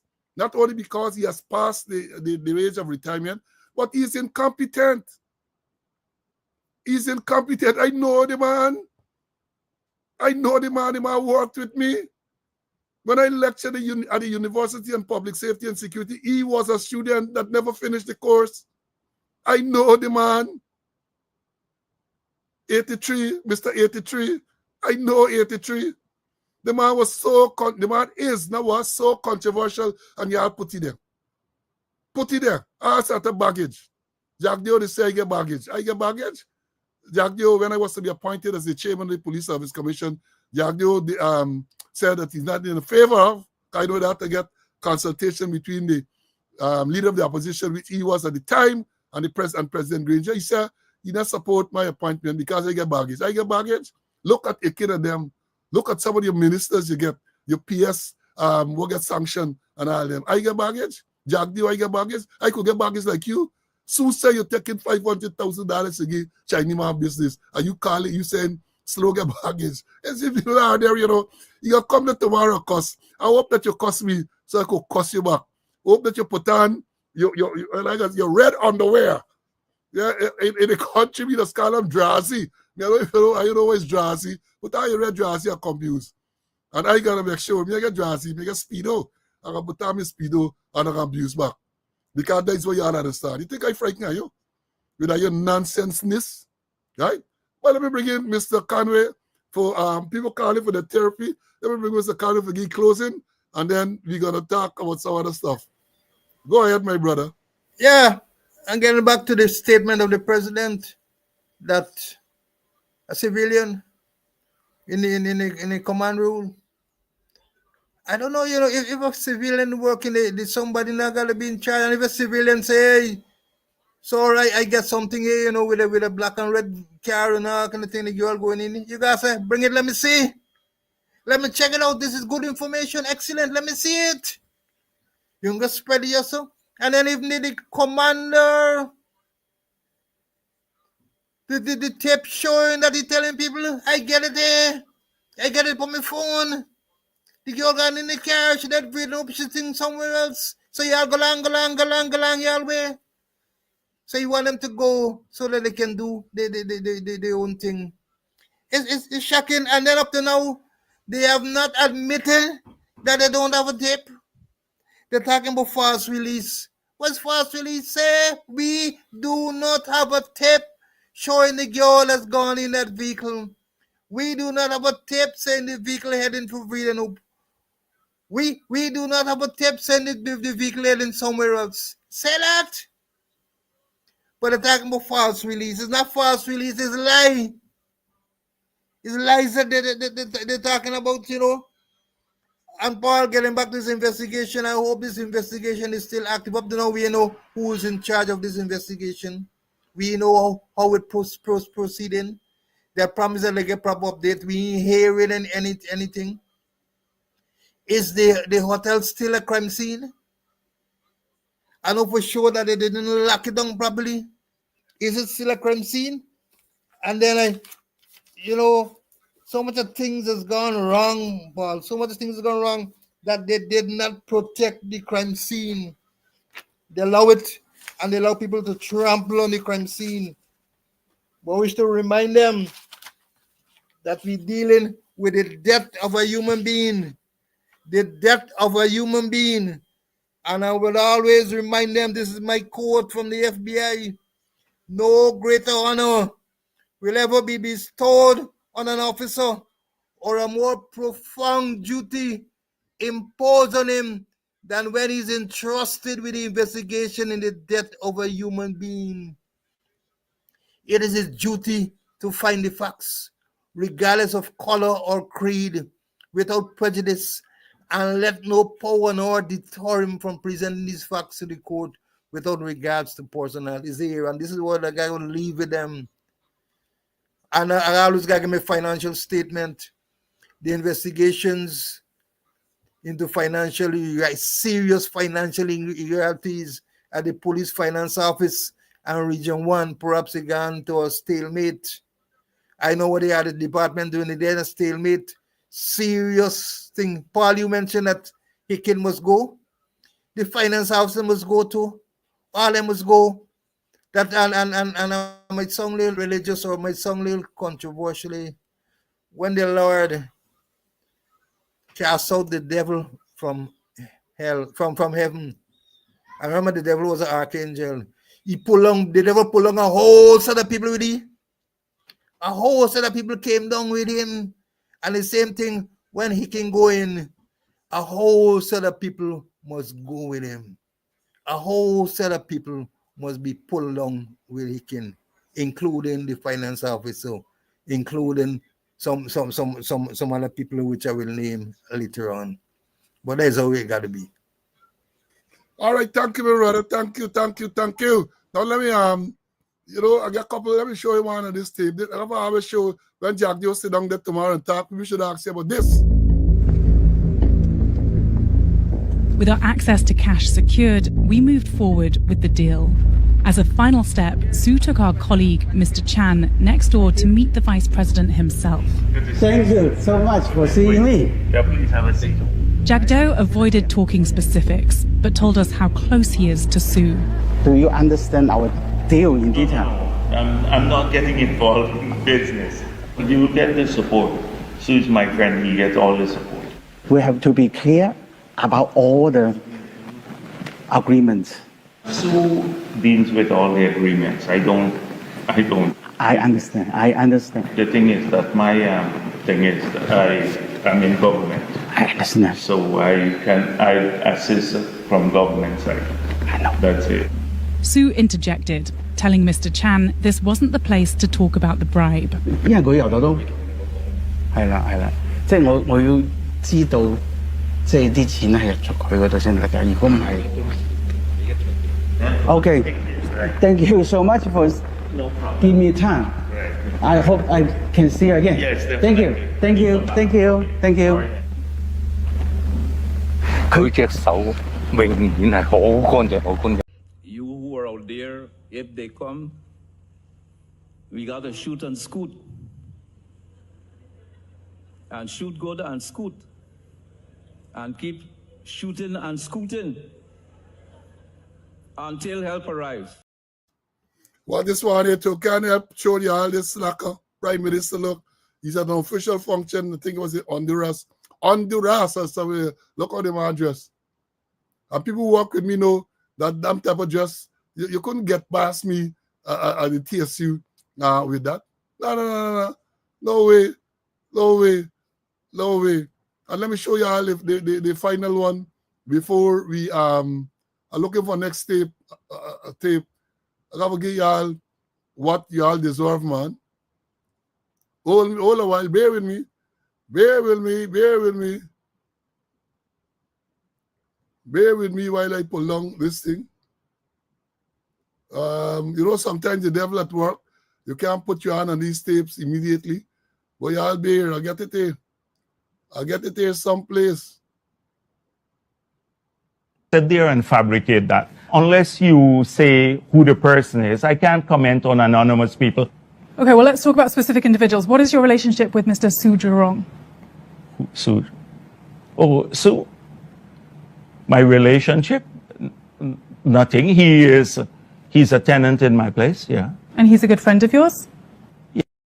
Yes, he is a friend of ours. He claims... Yeah, Sue. It's Sue we talking about. Who Sue? Sue, yeah, Sue. Relationship, yeah, you never heard the word before. Your relationship with Sue. That is what she asking you. And you're stammering and you're thinking, Sue, who say you're taking $500,000 from Chinese businessmen to facilitate? Who you say, Sue, handling that part of the business, you dealing with the government side. That is what we are talking about. That is what we're talking about. Folks, we had a good day today. Full school yard, full school. I had to remind you, however, before we go, I got to remind you to make your contribution. We come in here and we giving you all the credible, valuable information. All we ask you to attend class. All we ask for you, those of you who can afford it, give you a little thing. We're not begging for no bribe, you know. We aren't begging for no bribe, but you know, it costs. There's a cost in running the program, so we say, all right, if you can help me out, help you out. If you can't, well, you can't. We can still come out of my pocket and we can do the program. I also want to tell you people in America and Canada, right? Those of you I have said you're in America and Canada, I have some information respect to how finances and all them things. I want to pass to you a book. As a matter of fact, it's an electronic book. Fantastic, fantastic book entitled Saving Your Future. Hit me up and I will send it to you free of cost. You don't get nothing associated. I just want people to be educated. By now you recognize that is one of the things we do. We want to educate people. You send me your email address, your telephone number. I'm going to send it to you. I will send the book to you so that you can educate yourself. Folks, we have had a long morning. Today is what? Today is Wednesday. Things have been very fluid. We don't know when this funeral is going to take place. And I would think, again, I got to ask the famous student I didn't see here this morning, though, you know, because I think we have a lot left back. We have a lot left back. And the question is, when we going to come again? I have court Friday morning. Friday morning, I have court. It is trumped up sexual offense charges. I have to go to court 9 o'clock Friday morning. So, and tomorrow, I have a medical engagement. So I can't make it tomorrow. I can't make it Friday morning. But we are thinking that maybe Friday afternoon. We were here last Friday afternoon at 4 o'clock. So look out for the notification, right? Somebody said the funeral is on Monday. So if the funeral is on Monday, then maybe we might be able to, I don't know, we're going to work, we're going to see how it goes. Because we don't want to have this program when the funeral going on. We will want to follow the funeral. We say Monday is the funeral, right? Many of the students are saying that. So look out, we're going to come on Friday afternoon, most likely 4 o'clock, and to bring you some more credible, valuable information. Thank you very much, student, for advising us. That funeral is on Monday. And we're going to look for the timing and so on, because I know many of you would want to go to the funeral. Many, many of you will want to go there. Those of us who are in Guyana would want to go to. Those of us who are not in Guyana will want to follow it on the social media, because we know you're going to get hundreds of thousands of people following what is going on all over the place. The islands, Brooklyn, got a massive crowd there, the candlelight parade and a candlelight vigil on Monday. In the UK, in Brixton, you had elsewhere as well. I know tonight there's one again in Brooklyn. I don't have the exact address, somewhere in, I think, Schenectady, between church and someplace. There is, so find out. Go and show, express your condolences, right, for what's going on. And make sure we tell them that in all of this, Ikin must go. Ikin must go. Past retirement, go and plant cassava. Go and plant cassava. Now, folks, that's all for this morning. As I've said, we are planning to come Friday afternoon at 4 o'clock. Look out for the notification, and we will see you then. Until then, stay well, stay safe, stay well. Last night, man, I got shooting here. It's madness. We didn't tell you about the shooting on Monday. A man got shot on Monday. The police claim that he robbing somebody. People have said who went around with all the video footage and so on. Another thing, the man wasn't robbing anybody. People are alleging that during this indiscriminate fire, police shoot the man dead. Some man from Buxton. Another man that said was robbing someplace, he was shot too and killed. The place is unsafe. And not because of what is going on now since the autopsy. The place has been unsafe for a long while. Road accidents.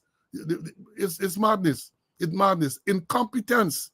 on the part of government officials, incompetence on part of the most senior leadership in the Ghana Police Force.